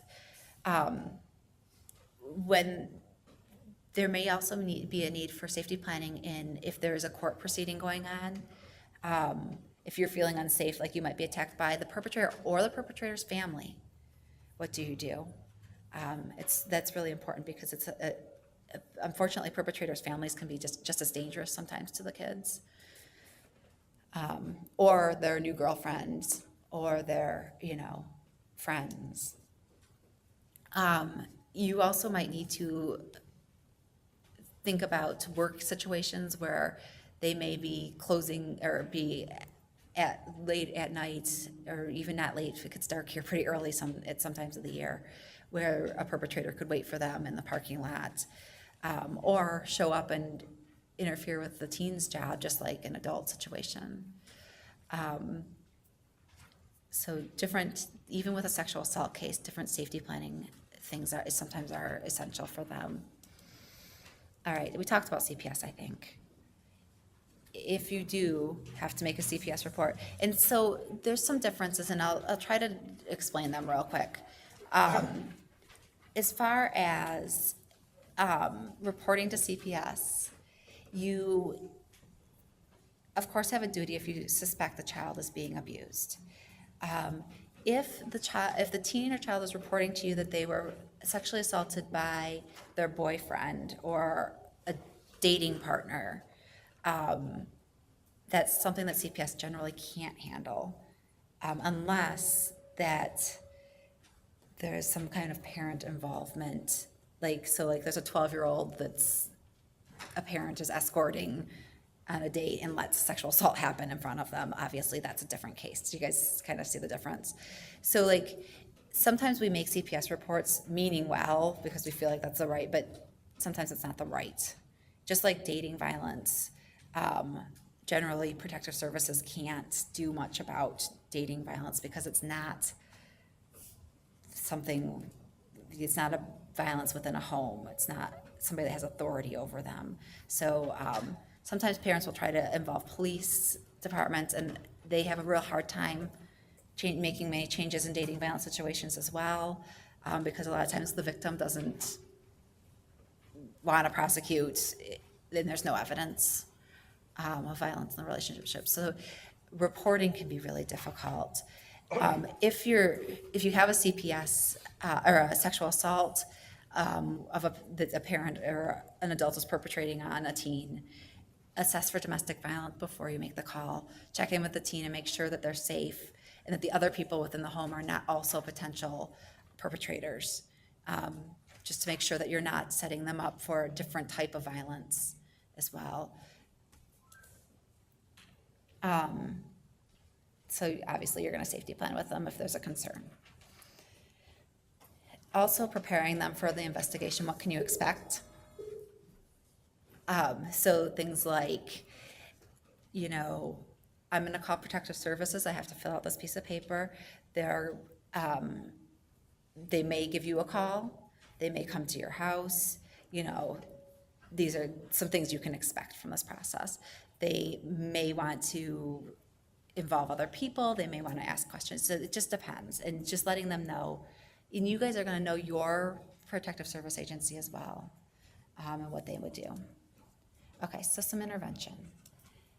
All right, so some of this is things that we would do in that curriculum I mentioned about domestic violence, and that witnessing domestic violence for teens also includes some stuff around sexual assault. And so when I run that group, I have kids that have witnessed violence in their homes, and students who have experienced dating violence, as well as students who have been sexually assaulted. And so this is one of the activities that we'll do. I'll ask them, when it first happened, where do you remember feeling the hurt or fear most in your body?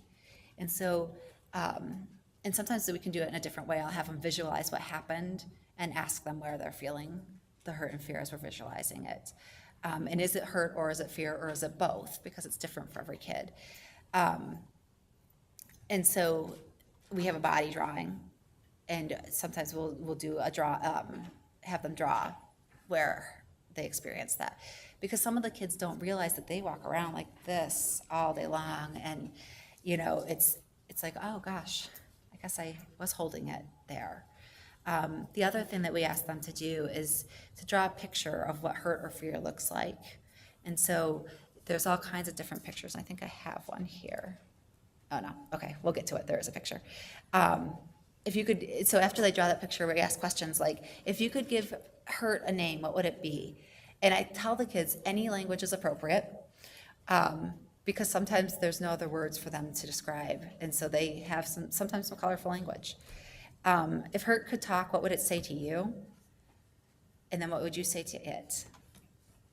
What one thought about hurt or fear stands out the most now? And so the kids answer these questions, and sometimes it's a little bit of a comic relief for some of them because they say things that, you know, are off the wall. And sometimes they have some really serious, poignant things to say about the hurt and fear that was caused to them. So we ask them sometimes, you know, what surprised you about this process? Were you able to give them a name? Sometimes they aren't. A lot of times with the domestic violence and sexual assault, the hurt or fear, or sometimes we'll ask about anger, we'll get the name of the perpetrator. What does naming it do for you? And so this is a drawing one of the teens that I worked with did. It was her picture of hurt and fear.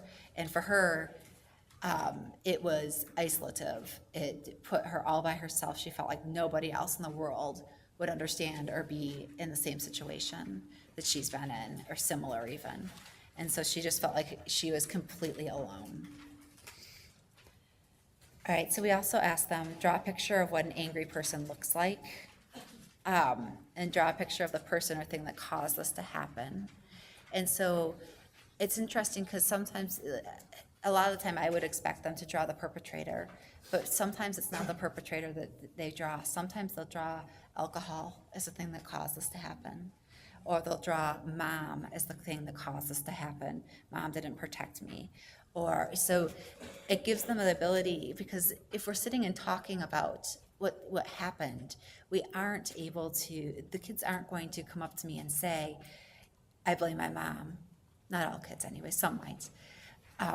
But this gave, the teen the opportunity to point mom as the one. And verbally, when I talked to her before, she said, well, Mom, this isn't mom's fault. I don't really know what happened. And so when we drew, that was what she chose to draw. So the questions that we might go along with that are, was there anything that you wish you would have done or said differently? And almost always the kids have something they wish that they would have done differently. And it just gives them the opportunity to process that. And for me to say, you couldn't have known that this was what was going to happen. And sometimes I'll even suggest, you guys know that firefighters and police officers are trained to deal with really scary, bad things. But do you think they always respond in the way that they were trained to respond? And the kids say no. And so it's the same thing. You were never even trained to respond to this type of thing. And, this isn't your fault. Was there anything you wish you would have said or would not have, anything you wish you would have done, anything you wish you have said or wouldn't have said. And sometimes the students have real poignant things that they wish they had said to people or hadn't said. With sexual abuse, a lot of them will say, I wish I would have said no. And we talk about, would that have changed the situation? If you would have said no, would it have made it any different? And usually the students say, no, it wouldn't have made it different. What do you think would have caused this person to do this? Why do you think it happened? And it helps me know where they're at, because if they say, I dressed sexy, that's what caused it, they're taking the whole thing on as their own. And so we can talk and do some education around why perpetrators sexually abuse or why there's violence between, if it's, if they say, well, mom is an idiot and that's why my dad beats her, then we can talk about that. Okay, so this one was draw the person that caused this to happen. And we had Play-Doh sitting out. And so she had drawn it, was waiting for the other students to finish, and added Play-Doh to it. So she put a halo and wings on him and then put next to it, ha ha, not. And so we were talking about, obviously this was a domestic violence situation. Draw me a picture of what you would like to see happen to the person or thing that caused this. A lot of the kids have revenge fantasies. They want to see something happen, but they never get a chance to say it. And so this one, she just wanted her dad to vanish. She wanted a magic wand. Actually, it's her in the background with a magic wand, making him vanish. She wanted him to go away. And so it just gives, where some people would say it's not appropriate to have these feelings. It is in our group to be able to say, I am so angry, I just want him to go away, and to be able to process that. This gentleman had a more graphic picture, and this is why I tell you to be prepared, because you're going to get stuff that's not always easy to look at. He wanted his dad to be run over by a truck, a semi, and he didn't want him to be alive anymore. And so there was extremely severe violence. There was tampering, to the level of, it was hard to know if mom was sane or not sane, because he was putting things in her car to make it not run. And then she'd say, I swear somebody's been in my car. It won't work now, but I don't know what happened. Maybe it just quit working, and I don't know. I think he's doing it, but I don't know. And it was very difficult to discern. But it was very evident in what he was drawing that there was something going on. So we let them process trauma, but almost each time that we do an exercise like this, we will also do a positive memory. And part of the message with this trauma curriculum is that we have a traumatic thing in our lives, and that is a hard thing, but it's not the only thing that makes us. There are lots of other things that make us who we are, and there are also good things that happen in our lives. And so it's so important to remind the kids of that. And so we do picture of my fun wish. So I have a couple of those. This one says, my fun wish would be for my parents to be kind to each other, and I would feel better and would be able to have a funner time. The fun thing I would want to do is either going to a water park and go down water slides and tan and just relax, or be in piles of snow and sled or snowboard and have a snowball fight. But the best fun wish is if I get both. And so it's just a focus on some positive things, some things that we can look forward to, rather than always looking at this bad thing that happened. And teaching the kids to always, that's not the only thing that defines them. Then this is how I feel now that I'm in group. So over time, how do I feel about group? And she put, relieved because I can talk, sad that it has happened to other people, glad that I'm not the only one, happy in group rocks. I feel stronger because I can actually share my feelings and know that I'm brave. I also feel that most people, or some, don't know anything about what I've been through. And so that was that for her. And then one other thing, and then we can do some questions, and I can talk a little bit more about the activities. I worked with a group. I was lucky enough to, when I was working at Turning Point, work with a group of kids. We created this thing. We were going to have a theater group. We're going to have these kids just write scripts and do these plays about domestic violence and sexual assault, and we were so excited. And we did some training with them, and as soon as we started doing the training, I realized, holy cow, we just drew a whole bunch of survivors into the room, teenagers, that we wouldn't have gotten in any other way. These were kids that would have never come to us for therapy, but they came to us because their school was nearby, and we had sent flyers out to all the schools looking for kids in their drama classes to participate. And so we got, there's 7 kids, and I think out of the 7, maybe 6 of them were survivors of witnessing violence in their home or sexual assault survivors. And so this was one of the things. We went on to do the plays, to do all those types of things, and then we also did some poetry slams. And so this was one of the things that came out of that. And so what I'm encouraging you guys to try is all kinds of different things, because every kid is going to connect differently. And so he wrote, I am strong, I am weak, I am doing something wrong. Was it my fault? Was I the cause that this has happened to me? I hurt and I cry, longing for some way out of this depression, pain, sorrow, and isolation, dwelling on how violated I feel now. The memories are still in my head, at times driving me crazy, suicidal, but not no more. Now I'm a survivor, now I'm stronger, now I'm a role model with a destiny to help save souls. And this was a kid that a lot of traditional people may not have been comfortable. He actually was a sexual abuse survivor as a child. Then was actually staying in a juvenile detention because he had stayed in juvenile detention because he had done what was done to him along to his sister, and their response was to remove him from that situation. But thankfully, he felt very close to some people in his family, and was a super resilient kid, and actually went on, understood, he actually realized and came to me after we had started talking about the stuff and said, I need you to know that this is what happened, and I don't know if you will allow me to be a part of this because I did that.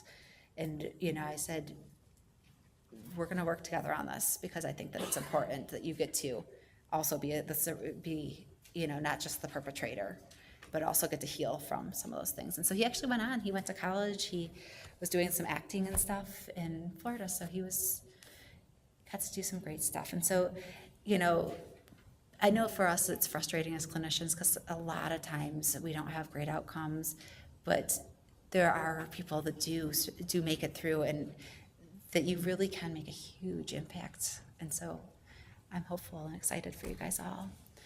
I know that you're holding up the question card. I can continue. Okay, just making sure. It's so hard because I know that you guys are all at different places, and generally speaking, I like to have you guys talking back and forth with me to know if I'm even making sense to you guys. I'll talk a little bit more about the curriculum and the teens that I've had in some of the groups that I've run, because I think that it gives an idea of just kind of the types of things that you'll come up with, and I know that you already are probably coming up with in your settings. I have a real tough time getting parent involvement, non-offending parent involvement. I work pretty hard at trying, and so the cases I can, I do. The cases that the parents are unwilling, uncomfortable, whatever, I'll work specifically with the teens. And so the curriculum has pieces in it where the teen gets to show the parent what they've worked on and choose the drawings that they want to discuss with the parent.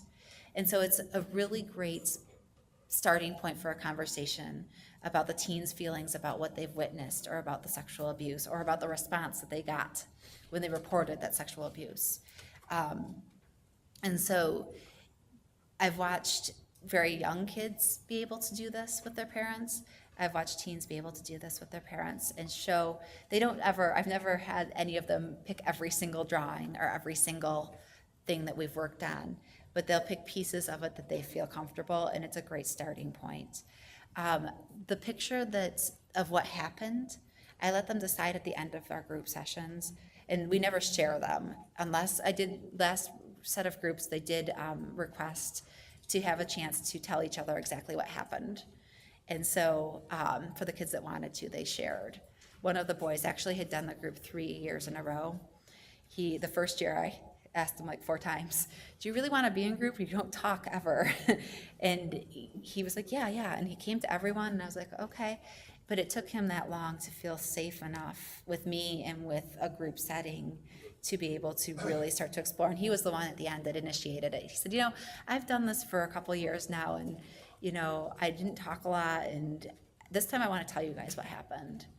And so he did share about his family and the violence that his stepdad was perpetrating on his mom, and that it was a really moving experience, even for the other group members that didn't share, because the other piece of the curriculum then is at the end, I'll meet with everybody individually again, and check in, see where they're at, see if we'll re-administer the PTSD screening, see if we're still having that re-experiencing, the flashbacks, the nightmares, those types of things. Because if we do, then we need to continue therapy, obviously. And then also check in and say, what did you like about group? What didn't you like? What can we change? There is music, and I always joke with them. I'm like, you guys, I'm not very cool. And so some of this is country, and I'll get the ones I'm like, yes, and the other ones are like, oh. But and I'll tell them, listen to the words, not the noise, like the music part of it, because the words is why it was chosen. And there's a lot of music that's about domestic violence and sexual assault that exists out there. And it's just another way to have a conversation. And so even individually, if you want to send a teen out on a mission, that's a teen that's really interested in music, bring me back something you think is about your experience. And then listen to it and discuss it, and you'll be amazed at what comes up, because again, it's another way of expressing things that they verbally might not be able to. All right, so we have a few minutes. Just trying to think of anything else I forgot. Why don't we can we start with questions, and then I'll wrap up in a few minutes after.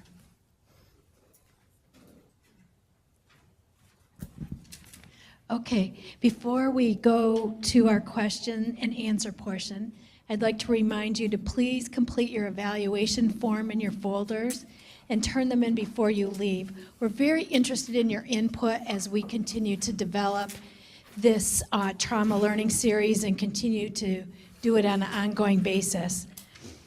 And that you need to stay through the question and answer period to get full credit for today's training. And those of you who've been with us for a long time know that if you have to leave early, we understand, but that the state requires us to adjust your certificate with regard to your time. So here's, we'll start with Guidance Center. What do you suggest when you, thank you, need to report to CPS and it is difficult or impossible to reach the parent in a timely manner? Yeah, that's a huge problem. Then I would, and I don't know, of course, the age of a child, but, you know, if it's somebody that's old enough to, you know, 12, 13, 14, teenager, talking with them and just letting them know that I do need to make this report. I can't get a hold of your parent. Is there anything that I should know? Because sometimes the older kids can tell you, even sometimes the littler kids can tell you, oh my God, if you know, like, this is gonna be super dangerous, or it's not. So I always let the kids know, like, this is, you just told me this, and before we ever, remember that first time we met, I told you that these are the things I can't keep a secret. We've just talked about one, and I can't get a hold of your mom to let her know, but I want you to know that I am gonna have to make a report. Are there any other phone numbers that maybe I could try? Sometimes, you know, they know an extra number that nobody else has, or, but otherwise, yeah, you just have to go on with it. Thank you. Children's Center, do you have a question?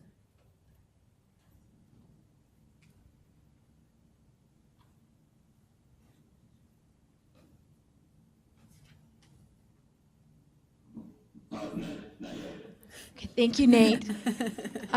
Lincoln Behavioral Services, do you have a question?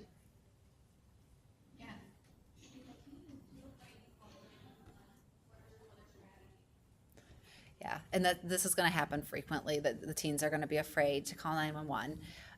It depends on, of course, you're going to have to know the family pretty well. I would, first of all, want to know what the level of violence is in that house. Is there guns and that kind of stuff? But then if they can't, if they're choosing not to call 911, where's a safe place in the house? Could they go to a neighbor instead? Is there a safe family member they can call to talk to? Having them call the local domestic violence hotline to talk to them for support, if that's available, or even an option depending on the violence in the home and the ability to even use the phone. I would just do some types of different safety planning, and sometimes the best that you can do is having them in a room that's away from witnessing all of the violence. And know that some kids, it's actually more anxiety provoking not to see what's going on. So some of your kids are gonna freak out when you say, you know, I want you to leave the room that it's happening in. They're not gonna do that. Thank you. Northeast Guidance Center, do you have a question? Yes, this question is two-part. First part is, what is the percentage of women who are abusers? And in these cases, has any studies found how it affects male children? That's a great question. I don't have the statistic with me. I know that if you Google it, you'll find it online. As far as it affecting the male children, it's the same types of things, because battering is so similar across the board. It's controlling behavior, and that's why we know that it's less frequent when, sorry guys, when it's more difficult for a female to batter a male, because the ability to control and dominate, just because of even physical size sometimes, it doesn't exist. But when you have same-sex partnerships, teens are definitely kids are affected by the violence in those situations. And it's really across the board, it's similar, because it's still witnessing violence. It's still power and control dynamics, and it's still the division zone. And so it's very similar. Okay, thank you. Community Living Services? Yes. Yes. What specific activity can you utilize when the victim feels guilt about putting her perpetrator in jail? Great question. That's a really common theme, especially when there's a parent that's in jail because a child reported sexual or physical abuse. as far as an activity because for guilt, let's see, I think for a minute. I think that I would actually, I might actually have them draw about it, and just do some pictures about how a person might, what does your guilt look like? How big is it? What color is it? Let's talk about your guilt and process the feelings associated with that. And of course, obviously, the guilt is going to be the big one. And just recognizing that what they did was not wrong, that they made the choice that was best for them, and that it's awful that a parent was in trouble, but that parent did something wrong. Okay, thank you. Art is very therapeutic for the victim. Is it necessary for the therapist to have taken art classes to be effective? No. Do you have to have special training? Okay, so I have probably the worst art skills on earth. Horrible at drawing, and sometimes it works well with the kids because I say, believe me, you're not being graded here. I'm not a great drawer. I never draw with them because I want to be a witness to their drawing and to watch them and be able to see everything that's happening. And if I'm drawing, my focus is not on them, and sometimes they copy what I draw. So don't draw with them. If you continue on with the TLC training, they do a lot of art types of intervention, and so you would learn a whole lot of different types of things, but you don't certainly need to be an artist or have art background to do that type of therapy. Thank you. Children's Center?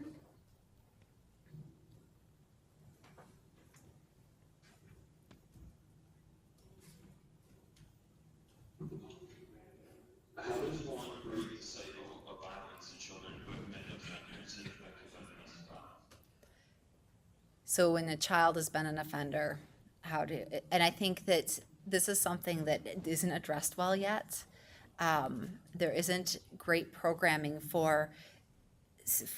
there are offender programs for children who have sexually abused other children, but not necessarily domestic violence situations. And one of the things that I did, because we had several young men that were continuing battering even after dad was gone with mom, and obviously that makes them good candidates for being batterers in their relationships as they get older. We worked with the batterers intervention program for them as well, and asked if they would help us to work with these young men, because I didn't feel equipped to be able to work with their manipulative behavior and battering behavior, because that's not really my specialty, or that's not my background. My background is more working with victims, and so I would refer out to a batterers intervention program or see if we could work together in some way. Okay, thank you. Lincoln Behavioral? Yes, is there any difference in response to treatment if the offender is a mother? I haven't had a lot of mothers that were the offender. So I haven't seen a ton of situations where it was much different. I'm trying to think of it, if I've had any mother as the offender. And I'm assuming that we're talking about in domestic violence situation, that she's the perpetrator. And I can't think of a case that I had where that was the situation. So I can't really answer that question fairly. Sorry, guys. Okay. Northeast Guidance? In domestic violence situations, what can continue to support her when the mom was deathly afraid to leave the situation? Support her decisions, and then continue to work through, because over time what happens, and I've watched this so many times, where the person comes in and initially is like, this is happening, I'm not leaving, I can't leave for these reasons. And so not pushing, because pressuring that person is going to just shut them down, and staying with them where they're at, and continuing to provide information as it's acceptable to them. Because as a person becomes more knowledgeable, their options begin to grow. And so giving them the chance to do it at their rate is going to give them the ability to leave. And I've watched this happen where one of the actual interventions that the therapist used, she had the client draw a picture about her current living life situation. And this person really wasn't sure if she identified what was happening as violence in her relationship even. She drew this picture and she's like, the therapist tells me, she looked at it and just went, oh my God, I had no idea. I came here to talk about sexual assault that happened to me way back when. And I've drawn this picture about my husband not treating me well. And it led to her really realizing and understanding the dynamics that were there, because sometimes it takes really understanding all of the different things. Because somebody can come into your office and say, he keeps calling me names and he's so crappy, but doesn't identify that I have no control over any finances. Some people just think that's how it is. And so identifying all those things, giving them time to kind of understand all of that is usually the best practice. Thank you. Community Living Services, Pat? Yes. Why can't schools do more for teens who report other teens? This person's statement is thinking about a lack of actions in a recent occurrence at Downriver School that unfortunately resulted in a suicide. Yeah, it's so frustrating, and I think that it's a lot of not understanding the severity of some of these cases. I can't tell you the number of times that I've talked to parents and talked about, the things that are going on in these teens' lives, and the parents telling me, oh, they're so dramatic, and, writing it off. And I think sometimes the schools get in that rut too of writing things off as not as big of a deal as they really are. And I certainly don't think that, of course, that's appropriate, but I think that's part of what feeds into it. I think that the other thing is that they don't have the time or the people they would need necessarily sometimes to protect these kids. They would almost need somebody to be available for that specific student through every hall crossing and, right before school and right after school. And a lot of schools don't have that availability. They have not even sometimes enough teachers, it seems. And I think that the other thing that lacks in schools is there are not policies to deal with some of these things. That schools don't have a policy when, there's a domestic violence, a dating violence situation. What do we do? Some schools, don't have, I had one school where it was clearly written on the emergency card, do not release to dad. There's no visitation, and they still release to dad. And it's a lot of people not understanding how important those little things are to check and follow up on. And I think sometimes a reaction by parents too, because I hear parents say, oh my God, it's so annoying because, they made me wait 15 minutes before they released so-and-so to me. And it's so important for us to remember as parents that those processes are there for an important reason. Thank you. What do you suggest for clinicians to do in order to debrief for themselves with hearing such scary violent stories all the time? That's a great question. And what we did at Turning Point, and I know that, of course, we're time limited and money limited and everything, but we cut out an hour every week that we would all meet and just talk about our cases. And sometimes it was, what would you do to make sure that, because sometimes, I don't know about you guys, but sometimes it's like, holy crap, I heard this horrible thing and I don't even know if I'm doing it right. So like we would talk back and forth, and what do you think about what I did with this? And also just sometimes you say, I can't believe this happened, I'm so scared. Like, there are cases, and I'm sure that you guys have experienced this, where you go home and you go, God, I'm a little bit scared even. The batterer knows I'm working with this kid. I don't live too far away from there. I feel nervous almost. And so being able to have a colleague, and I know that some of your guys' environments maybe don't lend to meeting like that, but there's no way I would have burned out so quickly had I not felt like I could just plop down in a colleague's office, close the door for a few minutes and say, this is what they just told me.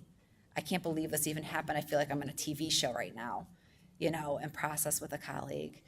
That was the most helpful thing for me. Okay, thank you. Children's Center? Yes, how do you manage situations that involve a teen that may be in the same class as their abuser?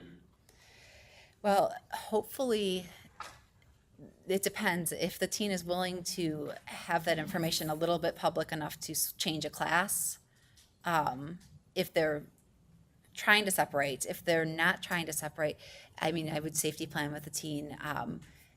If the teen's willing to talk with the teacher, sometimes they're willing to have other people know about what's happening, to safety plan in that way, to let the teacher know that there are some things that, you know, if I say this code word, I just need help, even if the teacher doesn't get to know everything. It's a really difficult situation, the dating violence in schools, and unfortunately, there's not a lot. If the teen isn't in a place where they're ready for any type of intervention, the best that we can do is, you know, ask them, what has worked for you in the past? If you're feeling, you know, what are the main issues with you guys sharing a class? Is it because he sees this other boy try to talk to you? And how has it worked? How have you dealt with this in the past? What has worked and what hasn't? And trying to go from there. There's not a ton we can do if the teen isn't in a place where they're ready to go any further with help. So we just go with what's worked. Thank you. Lincoln? What do you do when the abuser is at their crude and spouse and first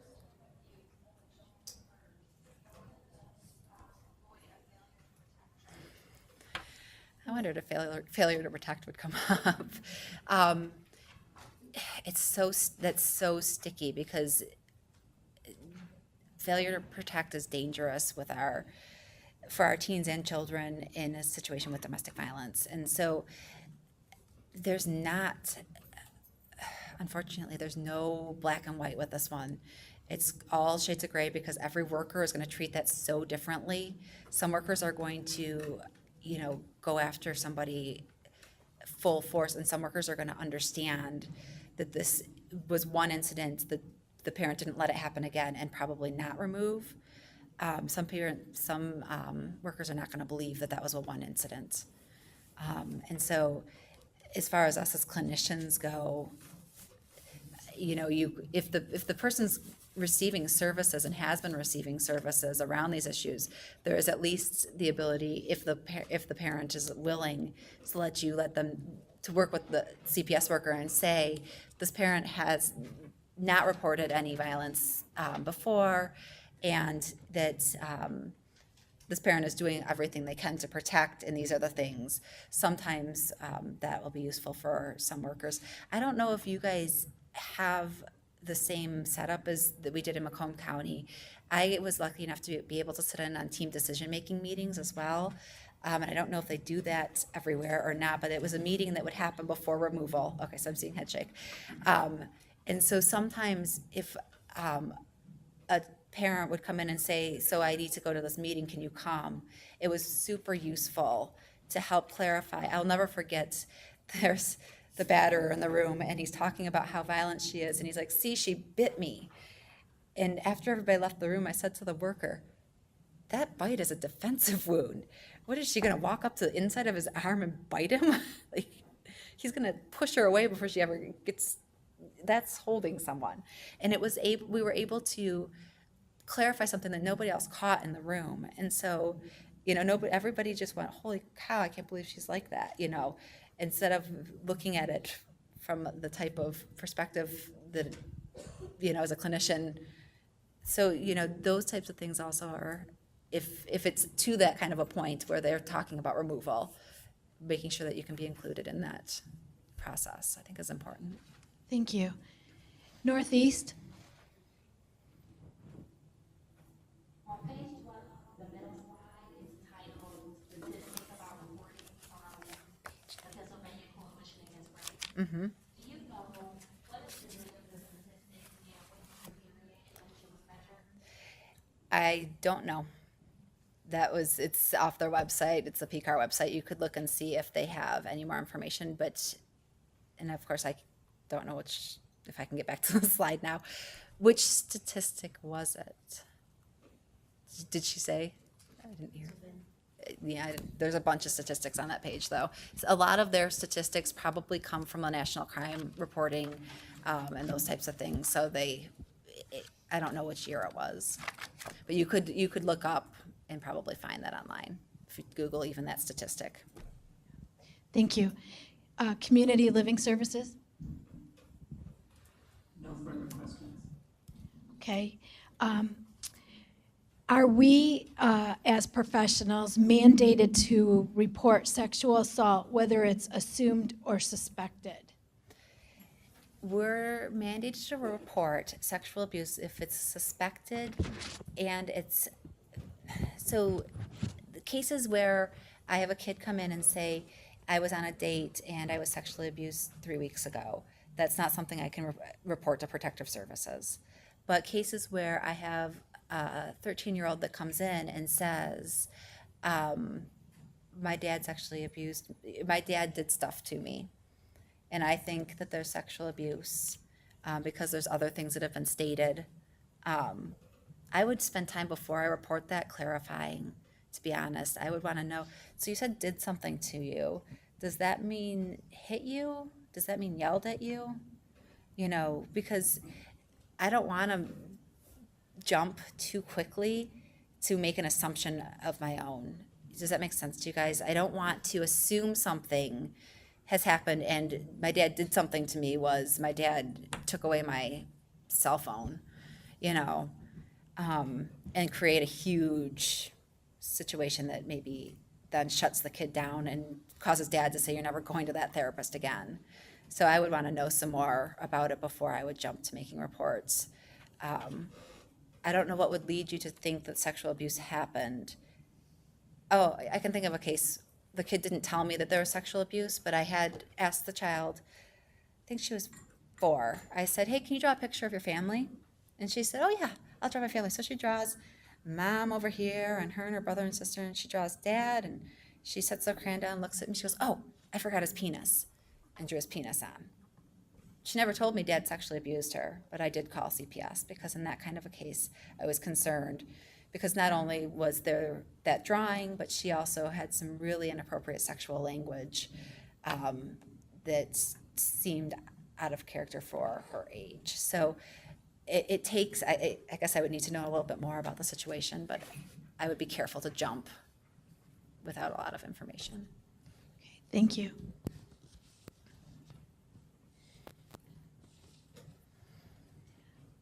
How should parents approach their child if they suspect that the child may have been touched or possibly abused by a playmate? Great question. There are a lot of resources in book form for young children especially about safe touch. One note, don't use good touch, bad touch language because the kids then think they're bad because what happened might not have felt bad to their body. And so that language doesn't work. I'll talk about comfortable or uncomfortable, or I'll talk about the thing that happened rather than using good touch, bad touch. I would suggest having a book, kid-friendly. Read it before you read it to the kid because there are some that are more graphic and sometimes not as appropriate, depending. There are lots of different things. There's one, let's see it. I'm thinking it's I can't think of no. Well, there's a terrible thing happened to me, but it's like something about telling. Please tell, I think it's called, and it's illustrated by a child, and it's her story. And so there's a couple different ones out there. There's one that's called The Right Touch, and I edit books for the kids when I'm reading them. So if it says something that I don't think is appropriate in this case for this kid, I'll skip through stuff, and I'll even tell kids, I'm not going to read that page today, you know, or I'll paperclip pages together if there's stuff on a page that I don't feel is appropriate or the right language, because some of the books don't have the right things for the right kids. But I would suggest using a book and just reading and saying, you know, I just want to make sure that you understand that it's okay to tell if you want to, you know, never pressuring a child, and never asking direct questions about it, because the minute you do that, again, you set yourself up for being accused of coaching a kid to say something. And so the things that I've done when parents have come in and said, I know something happened, I don't know what to do. You know, we've worked on just leaving the door open, basically. Here's some information, and letting the child, unfortunately, we can't force them to tell. Thank you. Children's Center? What important items should a victim of domestic violence and the daughter take with them when leaving an abuser without his or her knowledge? Okay, so there's a few really important things. Obviously, paperwork, driver's license, green cards if they have them, any paper documentation that they need to, you know, social security cards, birth certificates, because sometimes batterers will destroy things like that. So if they have the ability to pack things, definitely those types of things are super important. Domestic violence shelters, generally speaking, will only let them take one bag per person. So bringing their whole house with them if they're leaving and going to a shelter isn't going to be appropriate. So the clothes that they're going to need, the shoes that they're going to need, I mean, the super basics. Sometimes pets will be the prevention of somebody leaving, and there are places that will shelter pets when somebody's leaving a battering situation. So, you know, if that is the case for a family like this, possibly a pet if they found a place for it. Because basically planning for everything else to not be available ever again. And so whatever you have to, like the things you have to have. Thank you. Lincoln? No further questions. Thank you. Northeast? How do you address issues for a teen whose family members do not believe that sexual abuse is being perpetrated by other family members? This is a pretty common thing as well. That when a teen just isn't believed, and basically the things that I do with the teen is just say, you know, I do believe you. What you're saying is important. And, you know, there's no way for me to make anybody else in their lives do anything different. And so we talk about how we can't control those other people. And that's, you know, each individual person has our own things that we're dealing with, you know, and we can't take on trying to change them. So what for you can we do here? And just trying to keep the focus on the teen rather than going round and round about something that we can't change. Okay, thank you. Community Living Services? No more questions yet. Okay. What do you tell teens who want to intervene or protect the battered parent? I tell them that it's dangerous to try to protect the person that's being battered. But I also know that doesn't necessarily mean a lot to them. They're going to do it anyways. And so we talk a little bit about, you know, have you done this before and what's happened? Are there ways to do this more safely? Is it possible not to do this? Because like I said, I can tell them until I'm blue in the face, this is so dangerous, but they're going to do it, so let's plan around it. If you're going to use this as a means, what are the ways of doing this that are going to be the safest for you? And is it making it worse for the person that's being battered? Is it making the situation more dangerous? And trying to maybe go around with that thought process. Thank you. Children's Center, any more questions? Can you provide an intervention to work with siblings who were forced to sexually act out on each other? First of all, I wouldn't see them together ever, or especially in the very beginning. I would want to see and treat them separately to begin with, because there could be different perceptions about what happened. One child could be perceived as a perpetrator, while the other might perceive themselves as a victim. And I want to know the kids real well first before I would ever work with them together. Then I would once I know the kids and once we've done a little bit of work around understanding what has happened and what they believe about what's happened, because their perception is going to be more important than what actually physically happened, then I might work with them together, discussing one of, I guess, my main focus is even individually would be boundaries, what appropriate boundaries are, and it depends on their age when they were forced to do this. But sometimes the younger kids think that this, this is affection. So this type of stuff is hugs in their mind almost. And so creating those boundaries. Okay, thank you. Lincoln? Thank you. Northeast? Community living? No, not here either. Okay, we'll take our last question.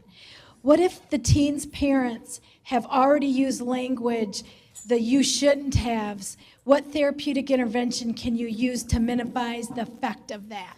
So this happens all the time, is the first response is, you shouldn't have blah, blah, blah. If you have the opportunity to talk with the parent and help maybe rebuild some of that language around, okay, so the thing about teens and kids is a lot of times you get a second chance with them. And if the parent can go back and say, I shouldn't have said, that you shouldn't have done that. I understand differently now that this is not your fault, that you didn't know this was going to happen, giving that parent and having that parent, working with that teen and letting them maybe have a second chance, and you kind of setting up that second chance, kind of coaching the parent and the things that they might be able to say differently.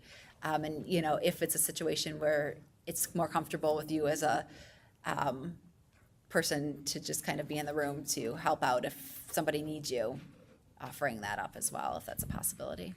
Thank you. Could everyone please join me in thanking Kelly for a wonderful training today? Thank you, Kelly.